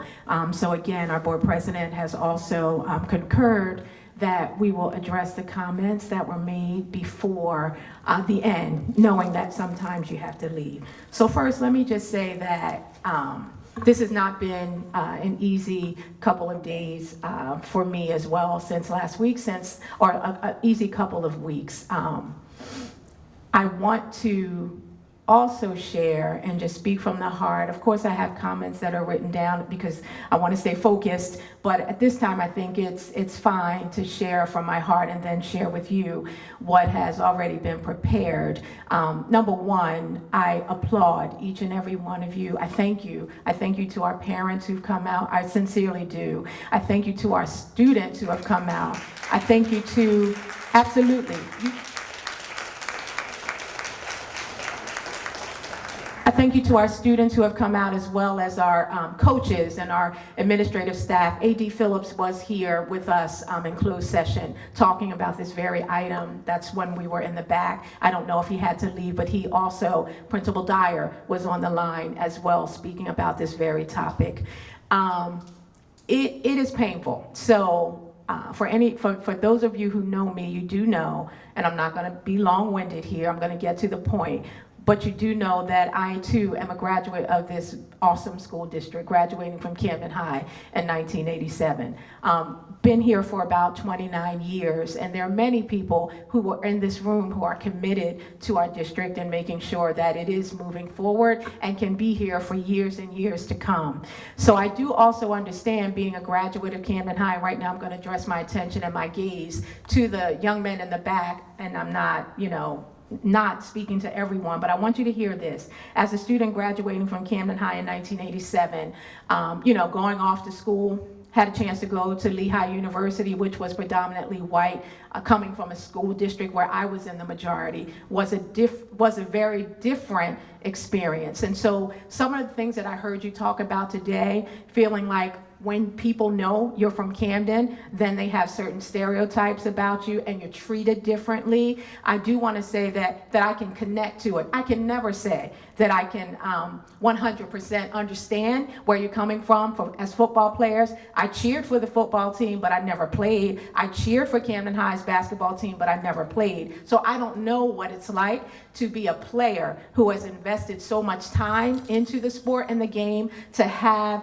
your ability to play be cut off by an incident like this. So let me just say that I just want to start off by saying that I do empathize. I can never say that I understand 100%, but I do empathize because I know what it's like to be a girl from Camden, a black girl from Camden, who people may not think much of, and who people may not think much of even in your own community. It doesn't even matter, but especially when you're among those who are not persons of color. And I mean no disrespect to my staff or to anyone else in the audience who does not look like me, but I'm just having a moment here because I am learning as well. So teachable moments, that word and that phrase, if that offended you, I am sorry. I apologize and I take ownership for it because I'm sorry. So I want to say that to you. I never meant to offend, but sometimes, and it's a teachable moment for me right now, sometimes when you say things, you don't know how they are going to land. And even when you try to choose your words so carefully, because of all of the other feelings that this situation brings up feelings of inequity, feelings of injustice, feelings of, inequality, the words did not land the right way. So I want to say I apologize for that. In some instances, only a portion of what I shared was actually stated. So I want to just read for a second, what I shared, not to justify anything, not to take away from the fact that I'm so sorry it landed the wrong way, but just to make sure that the whole statement, that you did have a chance to hear or see everything, because I even saw in the media pieces of what I said, and it wasn't the whole context. Then I'll quickly tell you what we have been working on, my general counsel and myself,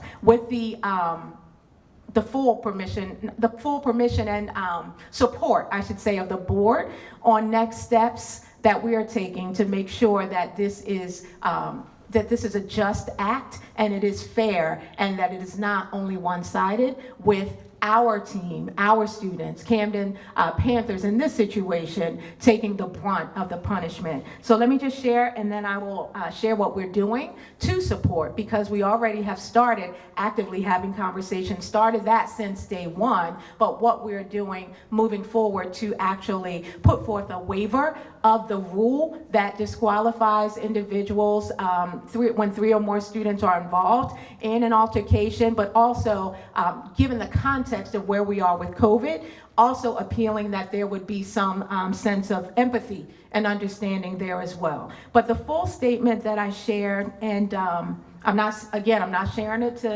to get on anyone's nerves. I just want to share, so just hear me out for 1 second, okay? The full statement was, the safety of our students and staff has always been and will remain our district's top priority. While sports can bring fans together in celebration and camaraderie, we also understand that the community is still acclimating to being in large crowds and small settings after more than a year of near isolation. We want both fans and students to know that any act of violence, and I know you've heard this already, so I'm not trying to get on your nerves, just hear me out. We know that any acts of violence in both our school, which we've seen an uptick, right, and sporting events will not be tolerated. However, at the same time, we do understand our students, like many students in the region and in the country, are relearning to negotiate personal spaces with their peers. We hope the ruling by the New Jersey State Interscholastic Athletic Association, while disappointing, can be used. Hold on. I know the fire is coming, but when I say this, can be used as a teachable moment. I'm not saying it only for our young people. So again, it fell the wrong way, and I apologize, but I want to read the whole thing to you. I'm sorry, I lost my spot. We expect our student athletes to aspire to the utmost sportsmanship on our playing fields, and they must recognize that there are consequences and accountability for improper behavior. I know our coaching staff has already shared, they already have been talking to our students about that, so this is not to browbeat you.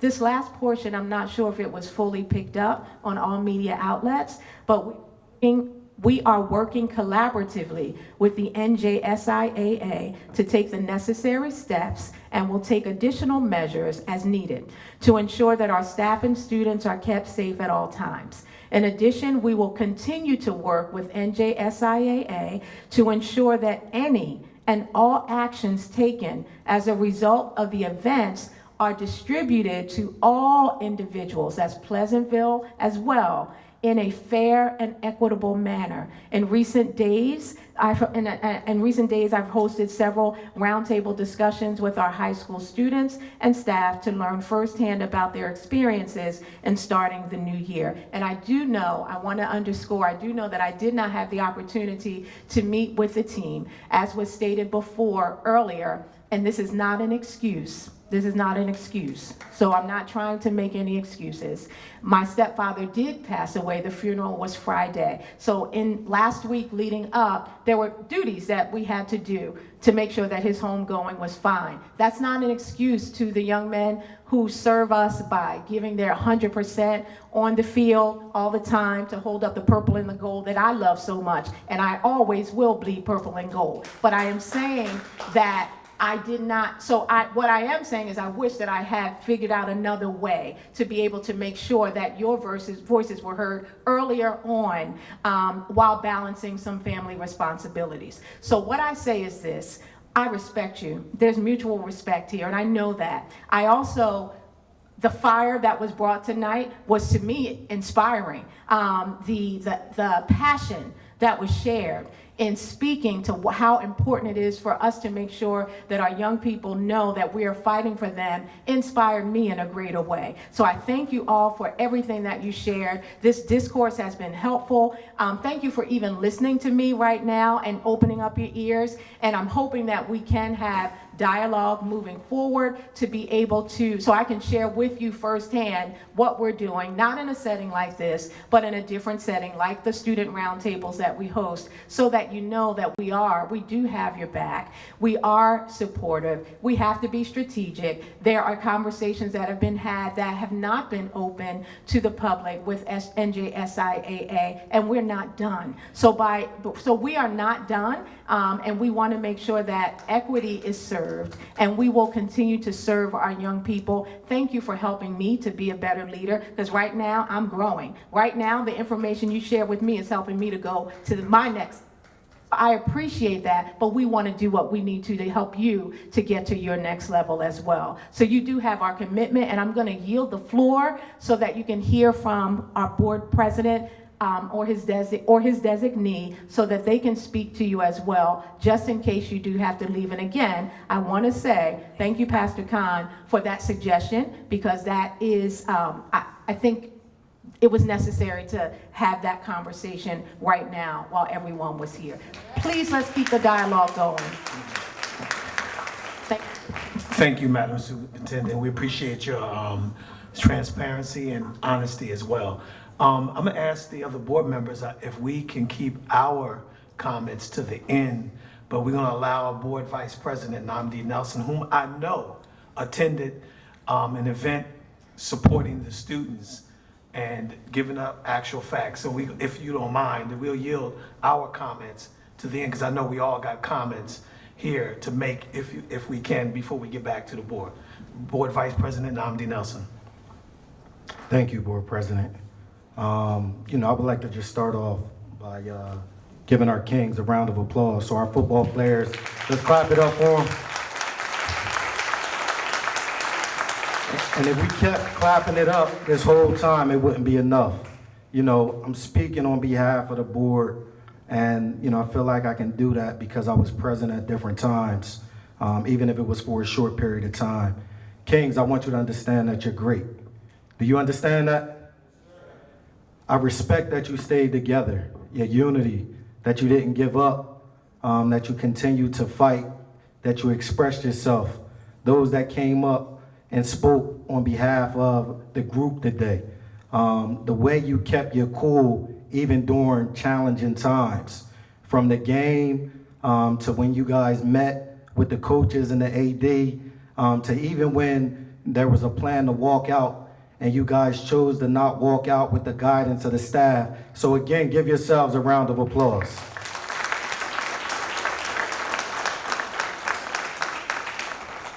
I want us to be clear, this is not a defense, but understand you have a whole lot of support. Sometimes we lead with emotions, but I'm telling you, your board members and the administration support you. I'm telling you that you also had support, there. You had support the day that, you guys were walking out or chose to walk out. You had support that was outside waiting for you. You also have people that want to speak to you if you're available. I'll speak on behalf of myself. And I put this out there and said it, that when you were ready, and if everybody could come together, I wouldn't have a problem speaking to anybody out there. And I'm pretty sure there's some other board members that feel the same. But I'm telling you, you have people to speak to you. This fight is bigger than just right now. This is energy that we have to keep. This is energy that we can't just have, when things don't go our way. So again, this is definitely a learning moment for all of us. And sometimes there's some things that can't always be said, but it doesn't mean that there's not fight or support that's taking place. So I'm telling you that the conversations before the meeting took place was already being had. Parents, I encourage you to continue to speak up, because there's nothing that's said that doesn't go back to the superintendent. There's nothing that's said that doesn't go back to the powers that be that have control over whatever it is that you have a problem with. Sometimes people don't understand the roles of the board members, right? We have one person that, we answer to or speak to, and that's the superintendent. So, we're not supposed to go speak to everybody else, so we make sure try to follow the proper chains of a command. And a lot of times we spend time trying to figure out what it is that we can actually do.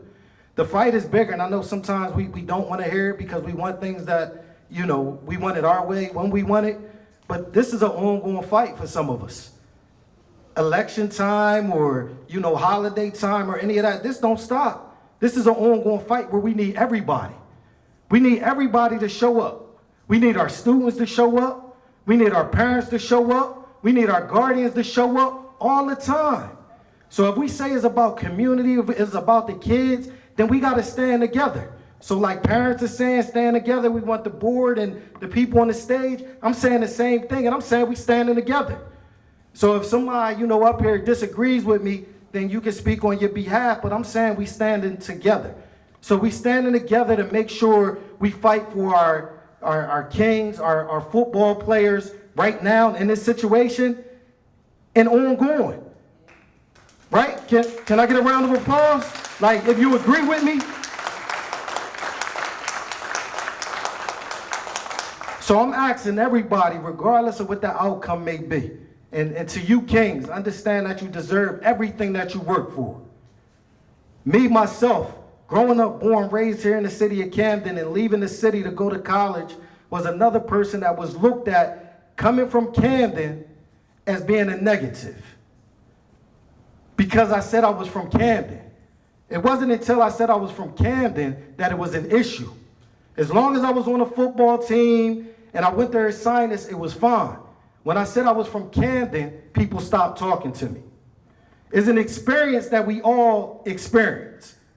And like the superintendent stated, it's one thing when it's people that don't look like you and from other places. It's another thing when it's the people that look like you and it's from here too.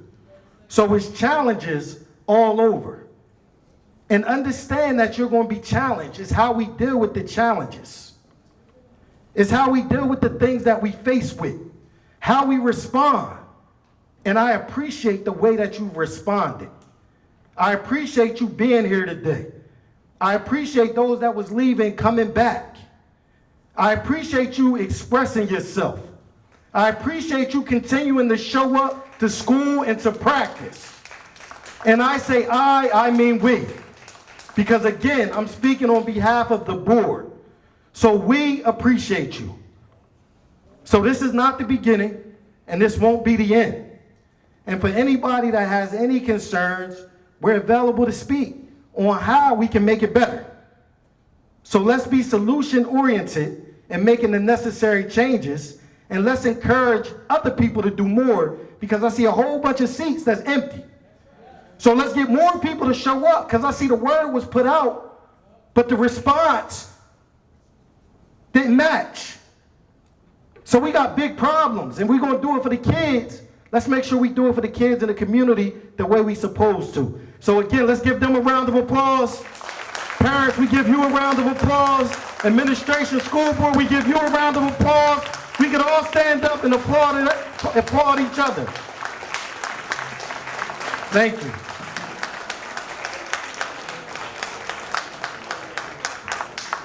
Thank you very much, Vice President Namdi Nelson, and we appreciate you all. And now we yield back over to Superintendent. Thank you. I'll turn it back over to our General Counsel, who will take us through the written comments portion. Thank you.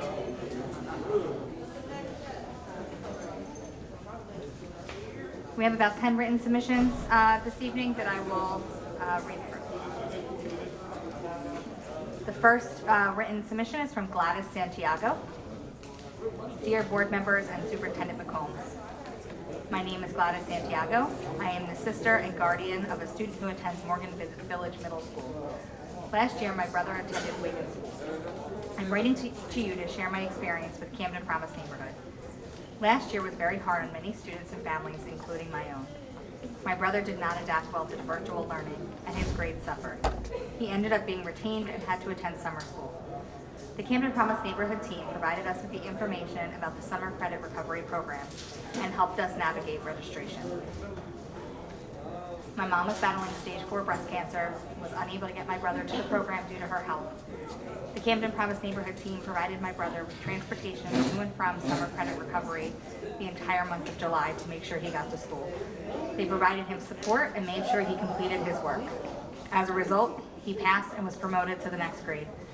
Last month, some of my family members contracted COVID-19, including my mother who had cancer.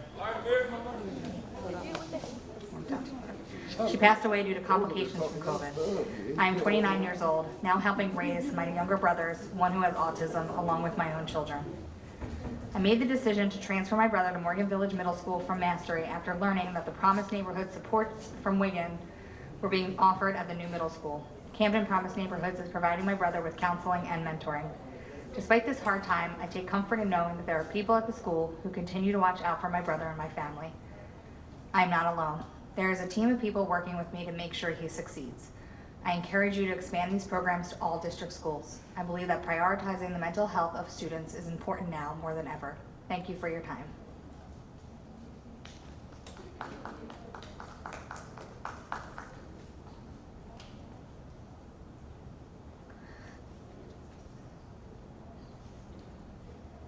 Good evening, board members. My name is Carla Villegas. I'm a mother of 2 students that attend Camden City School District. My son attends Creative Arts and my daughter attends Morgan Village. I'm writing today to inform you that I have noticed they don't have a crossing guard on the opposite side of Morgan Village School on Fairview Street. There have been a couple times where kids almost got hit by a car because people drive recklessly through Fairview Street during dismissal hours. As a concerned parent, not just for my children, but for every child's safety today, I come here to ask if you could please assign a crossing guard for the Fairview Street area. I would also like to bring another concern to your attention. I have noticed during arrival and dismissal time that there's no security guard outside the building on the Fairview side, where there are about 100 students that walk through that side of the building every day. This is the side that we need security guards the most, for the reason that there have been a couple of incidents from fights to outsiders standing there doing things that they're not supposed to on school grounds. Thank you, and I hope you will take this matter into consideration for the safety of our children.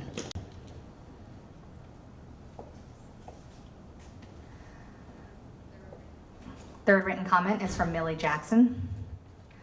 Good evening, board members. My name is Millie Ann Jackson. I'm writing this letter in regards to my son, Quaze Hicks. Quaze was accepted to ELRA on 9/27/21. Quaze is a 3-year-old boy who has seizures. He currently takes his medication in the morning before school and at night before bed. He also has diazepam for school and at home in case he has seizure for more than 5 minutes. On 10/12/21, I transferred Quaze from Coopers Point to ELRA. I went to ELRA on 10/12 to give him his transfer paperwork, seizure and asthma action, along with his medication. I was under the impression that everything went well due to them giving me his teacher name and classroom number. I received a call from Ms. Janet, the director, who considered that I should wait until she speaks to the nurse to determine when he can start, and to also have a plan with the teachers on how to care for my son in case he has a seizure. I found this very odd. I didn't understand why I was given so much misleading information when they received and reviewed all of his documentation, supposedly before they gave me an acceptance letter. On 10/13, I received a call from the nurse who stated that it is in her best interest that my son do not attend ELRA because of 2 conditions. 1, there is no school nurse in the building. She is currently working the 3 buildings. 2, due to working 3 buildings, she won't make it to ELRA in time to give him the diazepam if he were to have a seizure over 5 minutes. There are well over 150 students in the building with no nurse. I'm pretty sure there is a child with medical conditions that may need the nurse's attention. There are well over 150 students in the building with no nurse. I have several issues with this situation. With that many students, doesn't the state require a nurse in each building? Anything can happen. Who is properly treating these children? I am a single mother of 4 children. I brought my son all brand new uniforms to attend school, which is now wasted. I sacrificed unpaid time off work to handle my son's school paperwork, to receive a call stating that my son could not attend school, to attend this school simply due to not having a stable nurse is unacceptable. It's unfair to myself and my son. This is discrimination due to his medical condition. The school receives plenty of state and federal funding, and they can't afford to have a full-time nurse. So now my son can't attend his school. This reasoning is outrageous. This is an endangerment to the students and staff in case of an emergency.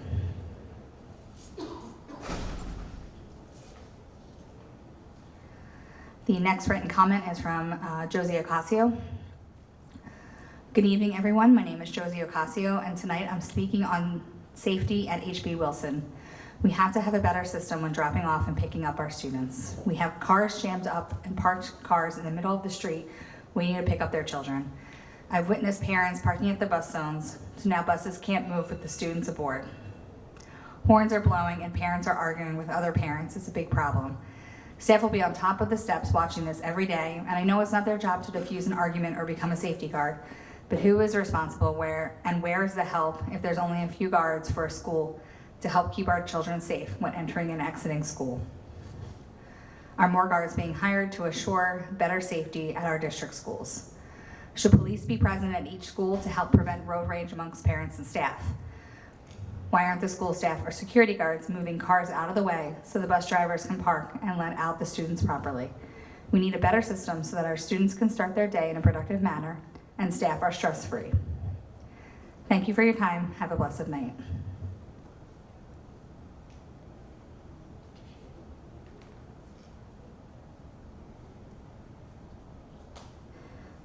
The next written submission is from Alicia Mitchell. Good evening, Superintendent and board members. My name is Alicia Mitchell, and my child attends Camden High campus. As a former student at Camden High, I want to thank you for helping make the new Camden High a wonderful school for our students and a place every student should be proud of. With this, I have some concerns, and I'm sure other parents may agree, that I don't feel my child is safe at school.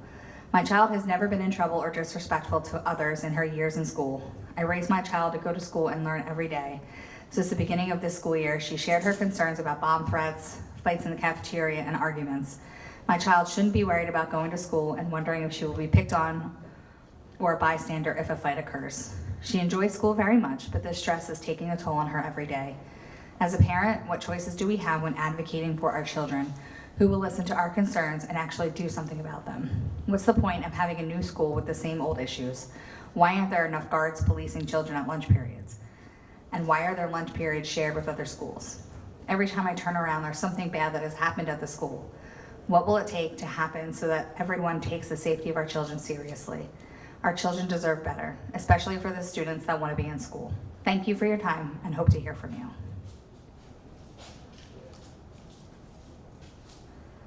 The next comment is from Thomas. Good evening, everyone. I am Fatima Thomas, and I'm a child that attends Veterans Memorial Elementary. Since the school year has begun, I've had a misunderstanding of how the school's aligned. This is my child's first year of schooling, and although COVID is in effect, I believe that not allowing parents in the building has caused major confusion. As a parent, I feel as though we have a right to know what our children's learning environment procedures consist of. The fact of the matter is that it's uncomfortable as a parent to leave your child at a building they've never attended while not knowing the surrounding environment conditions. It would be such a great feeling to at least see through video or photo that my child's learning arrangements are. Thank you for your time.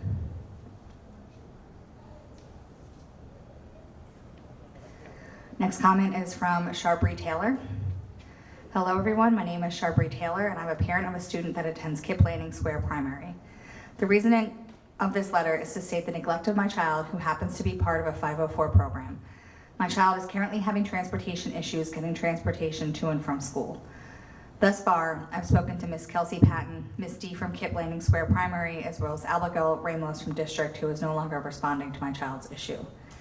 Since the beginning of the school year, my child has qualified for door-to-door service due to my child's circumstances. Not only have I been reaching out every day to the school, but with the help of Parents Invincible, I've been able to get a broader audience to help to gain a result for my child. It has been since August 20th, 2021, since my child was last seen for her 504 program, which was before the school year has been in session. A lack of transportation is affecting my child's schooling. It would be great to have a result soon. Thank you. The next comment is from Roncha Dickerson. Her general comment, I'm a parent with the Camden Parents and Student Union. I would like to address the board on several concerns, and I would like any response sent to my email.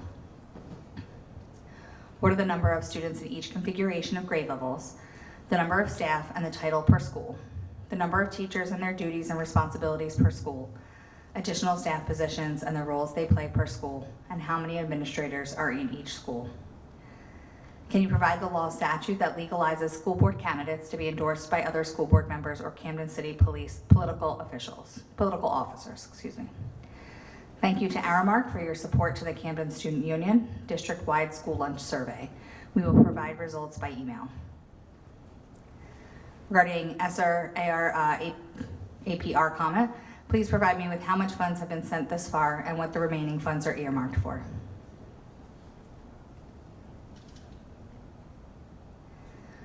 The next comment is from Lulu Williams.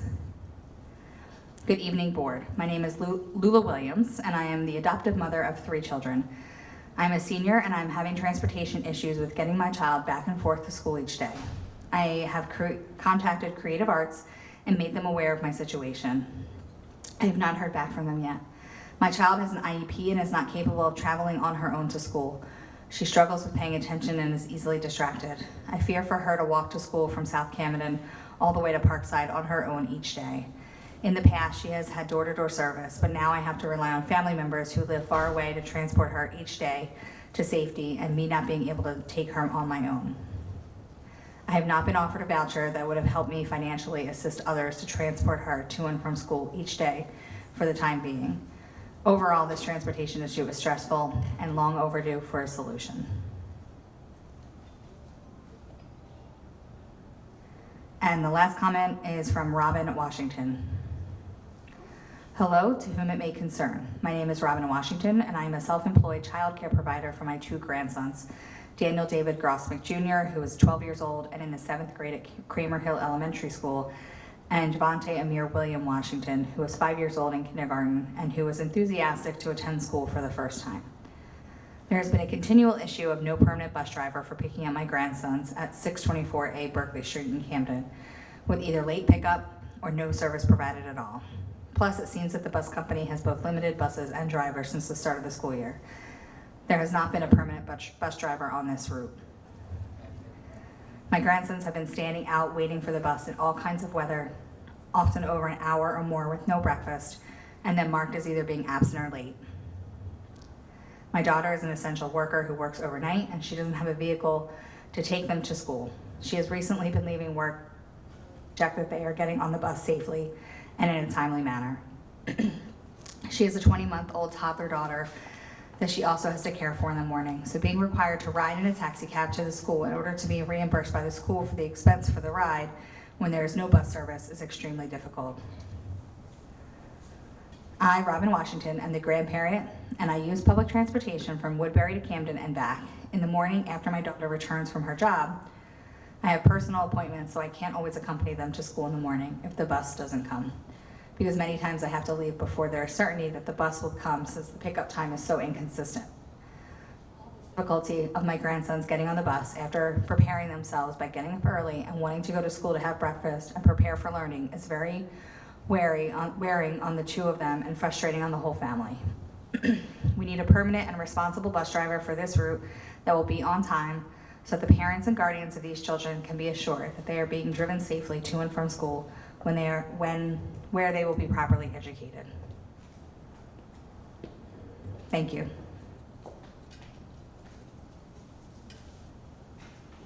Thank you so much.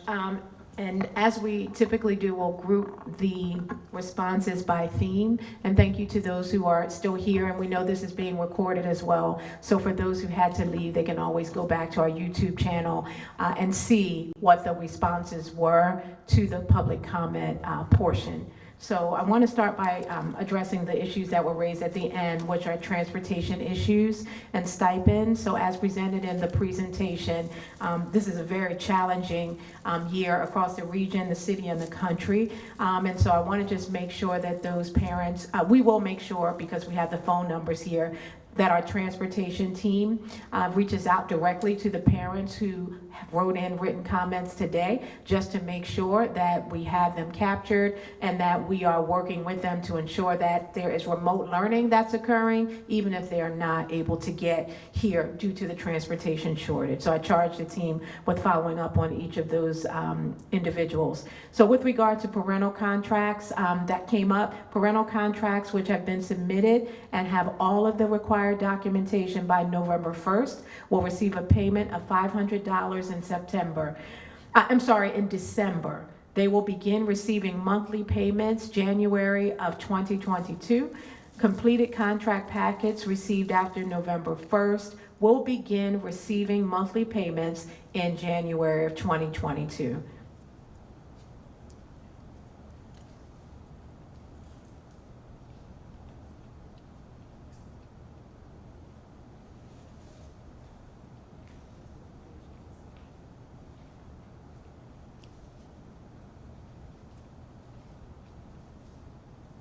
If you are a parent who has a child that is eligible for transportation but is not receiving one, please reach out directly to the Parent Solution Center at 856-966-2507 if you are need an English speaking person, and 609-781-9934 if you require Spanish translation. So please reach out. We will also be proactively reaching out as well. The frustration that you are feeling, though, about the lack of transportation is real. We do not take it lightly. I know that everyone is feeling it, and it is greatly impacting our students. So with the regional and national shortage of bus drivers, we unfortunately do not have an immediate solution other than those that have been offered. But please know that my team and I are feverishly working to identify out-of-the-box solutions, like seeking the parent contract waiver, which we have done, that we recently received from DOE. We will continue to work with DOE, the county office, and a nationally recognized consultant who focuses on transportation efficiencies for school districts. We hope to fully address this frustration as quickly as possible, and I would definitely be remiss if I did not continue to share how humbled I am, how excited I am about the resilience of our families. I will continue to repeat it, that well over 75% of our students who do not have confirmed district transportation, families have been getting their children to school. So thank you for your resilience and commitment to your child's education. With regard to safety and security issues, there were many issues that were raised. We are aware of them. With regard to arrival and dismissal at some schools, again, to the parents who shared their concerns about crossing guards and safety, specifically at HB Wilson, with regard to security officers during dismissal, our team will notify and work with the city to help provide a crossing guard where needed. The mayor's office and his team have been very receptive in this area, so we will let them know that there is more support that is needed, because again, that's a city function. And so we will also continue to take a closer look at our security deployment plans to ensure dismissal and arrival at all buildings are safe. There are several security officers that are not available due to a variety of reasons. However, all available security officers and substitute officers are assigned around the district to cover all schools as best as we possibly can. Some of those areas are quarantining, surgery, leave of absence, as well as bereavement. So when that happens, we of course juggle our officers in order to make sure that we can provide the best coverage possible. In addition, as we continue to review our deployment plans and teams, we will consider additional officers using ARP, ESSER funds as applicable. Another reminder is that our relationship with the Camden County Metro Police Department is strong, and we continue to work with them as they support us with arrival and dismissals across several district schools. So that will continue until your concerns, which we share, are alleviated. Safety concerns at Camden High campus. When we opened the doors of the new Camden High campus, the vision, of course, was that there would be a seamless entry into the school. This seamless entry appeared or looked like a smooth instructional day every day, with lunch periods where students from different academies would interact in a positive and collegial manner. While this was the vision, I also know that when people and systems that have never been together do come together, there will be growing pains. So the 4 academy leaders, led by our Chief Schools Officer, Dr. Marilyn Martinez, are working, and I have seen the fruit of them working together to address daily, and I mean daily, these growing pains and ensure the safety of all students. So for parents, I want you to know we are also continuing to work through, and that vision will become a reality. To address some of the specific concerns, however, that were addressed today, our aim is to provide a lunch period that engages our young people in positive socialization. The school administrators are present at every lunch period to engage with students. We are adding television screens with educational materials that are entertaining and educational. We are adding age-appropriate social games following social distancing protocols. And lastly, we are hiring additional staff, climate and culture coordinators, which will help increase the student support across the campus. In addition, there's another group of questions that were related to district COVID response, limiting visitors to the building. I believe one of our parents from Vets raised that concern. And so as a parent myself, I do know it is very hard not to be allowed into a child's classroom. I can speak for our team members who also have young children, and they too struggle with their child's school limiting the access parents have to the school building and child's classroom. And we know that you're aware, but that doesn't take the frustration away, that we live in a time where our practices and procedures have to shift based on COVID. And as a district, our aim is to ensure a safe and secure learning environment following the CDC guidelines and the state's health guidelines. We also want to balance these guidelines with ensuring that our parents are our partners in the education of our students. So I encourage any parent who is feeling this way and eager to see the learning environment of their child to contact the school principal to schedule a virtual visit and get more school and program information. Reach out directly to the school leader, reach out to the family and operations coordinator, because there are creative ways that we can make sure that you know what your child's learning environment is. We already addressed the Camden High School football suspension, so I won't go into that again, and I know our board members, if they choose to, will comment on that as well. With regard to retroactive pay, there was a concern about retroactive pay that continues to be calculated. So retroactive pay continues to be calculated and checked for accuracy. That is the only delay. We have to make sure that everything is accurate before it is paid out to our staff members who have been waiting very patiently. And we do appreciate the wait, but we want to make sure your check is absolutely correct.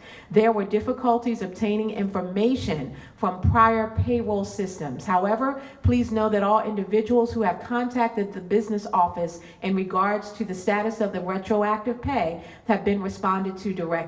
We have also spoken directly to CEA leadership about the finalization of retro pay. We will continue to speak with them directly regarding the timing of retro pay finalization, and our endeavor is to have it done ASAP, and accurately. With regard to nursing and pre-K private providers, there was a comment, I believe, involving ELRA, one of our partner organizations. The Department of Health Services, under the direction of our district nurse supervisor, closely monitors the health needs of our students in district and private provider preschool programs and provides regular nursing services to all programs. However, a full-time nurse is not required in our contracted private provider programs. While there are some medications that can be delegated to appropriately trained staff in our provider programs, there are others that require the close and regular monitoring of a full-time nurse. The health and safety of our students remains a top priority. So in some instances, depending on the medical needs, it is in the best interest of the child's safety to be placed in a district building where there is a full-time nurse available to respond to any health emergencies. I will ask that Dr. Martinez and the Early Childhood Director, Ms. Marquita Nesmith, reach out directly to the parent with this concern to ensure their needs are met and they are satisfied with their concerns. And in closing, I want to make sure that I underscore that we welcome questions and feedback. This is the type of accountability that will help us to work to improve our practices. And again, I sincerely mean it when I say thank you each and every month for the concerns that come forth, because it is helping us to ensure that we're sharpening our practices. At this time, I'll turn it over to our board president, who will lead us through the board member portion, so that if they have any comments that they would like to share at this time, that he can lead us through that process. Thank you, Madam Superintendent. If you don't mind, we want to start with the right and start with their sister, if she has something to say, Naima Gillespie. Mr. President, can I be recognized? Yes, sir. I put a motion on the floor to have all of the board members submit any comments, questions, or concerns to council and the superintendent and yourself directly, and skip over into approving the agenda items. I didn't. Can you repeat that again? Put a motion on the floor to have all of the board members submit their comments, questions, or concerns to council, superintendent, and yourself, and skip over into approving the agenda items. Do we have a second? Second. Do we have someone to put forth the motion? Do we want to put forth that? You want to put forth that? I put forth the motion, I'm sorry. Do anyone second? Second. Well, matter settled. Excuse me, we'll take a vote. And real quick, anyone to say who against it, say aye. I don't know the language, but if you can help me out with the language, but Certainly. oh, please do. So we have a motion on the floor presented by Ms. Gillespie, seconded by Board Member Custis, to have all board member comments, questions, and/or concerns submitted to legal counsel, the superintendent, as well as the board president. All those in favor? That's just for tonight, correctly? All right, make sure. All right. Aye. Aye. Any opposed? Motion passes. Thank you much. We return it back over to Madam Superintendent. Thank you, Board President. At this time, I would like to turn the meeting over to the Board Secretary to present the business office agenda items. Thank you, Madam Superintendent. Board members, this evening I present for you the Board Office Finance and Operations Agenda, which includes the bill list for the month of October and an amended list for July, totaling $32,125,167.14, along with our operations and finance agenda items numbers 1 through 31, which include resolutions 89 and 90. At this time, I'll open the floor to any questions that anyone from the board may have. Are there any questions? I have a question on the first item on the agenda when it comes to M-Schools. This program says it's costing us $5,000. I just want to make sure that we know that this program is costing $125,000. The school district is just putting a portion of $5,000. The reason I mentioned that is because I just want to make sure that it gets to $125,000, let's say, attendance, or making sure that we are using this program correctly. This program is to strengthen our district, not to destroy it, right? It's making sure that we're connecting with a lot of the immigrant students that are coming to this district.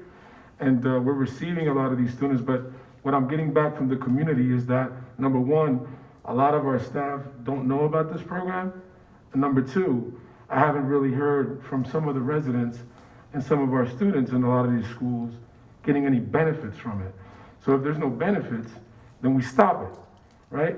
But if it's because we're not communicating the right way and using these programs in the right way, then I need to know why. So I want to thank the administration for approving this program for the second year, us being the only district in the state of New Jersey actually offering this. I just want to make sure that we're reaching the families that we need to reach. Thank you much, Board Member Martinez. Anyone else have comments on this?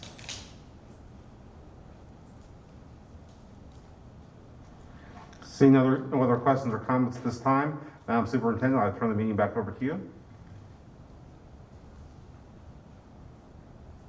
Okay, thank you.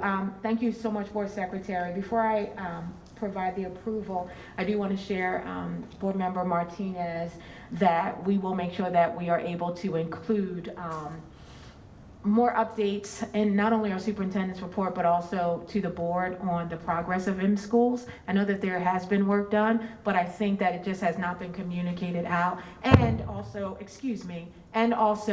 making sure that we do a more effective job in outreaching to students. Now that we're back in person, there should be no limitations to our ability to get our money's worth when it comes to the investment that has been placed, because this district and myself and my leadership and our administration and our team really believe in the potential of the program, but we just have to make sure that we are pushing it forward completely. So we will continue to keep the board updated through various ways on how M-Schools is working. And I'll charge that. I know our bilingual director, Ms. Erica Okafor, under our chief academic officer's direction, Ms. Christy Witzel, will make sure that those updates are provided and that we are working because we want a return on the investment. We do, in all of those investments. So thank you for that. And at this time, since there are no other comments, in accordance with the powers vested in the State District Superintendent under Title 18A, I hereby approve today's superintendent's agenda items and FIS and business office agenda items. Turn it over to the board secretary to adjourn. Thank you, Madam Superintendent. At this time, I'll ask for a motion to adjourn the meeting. Motion to adjourn. Is there a second? Second. We have a motion and a second to adjourn the meeting at 8:36 p.m. All in favor? Aye. Any opposed? Thank you, ladies and gentlemen. Have a great evening.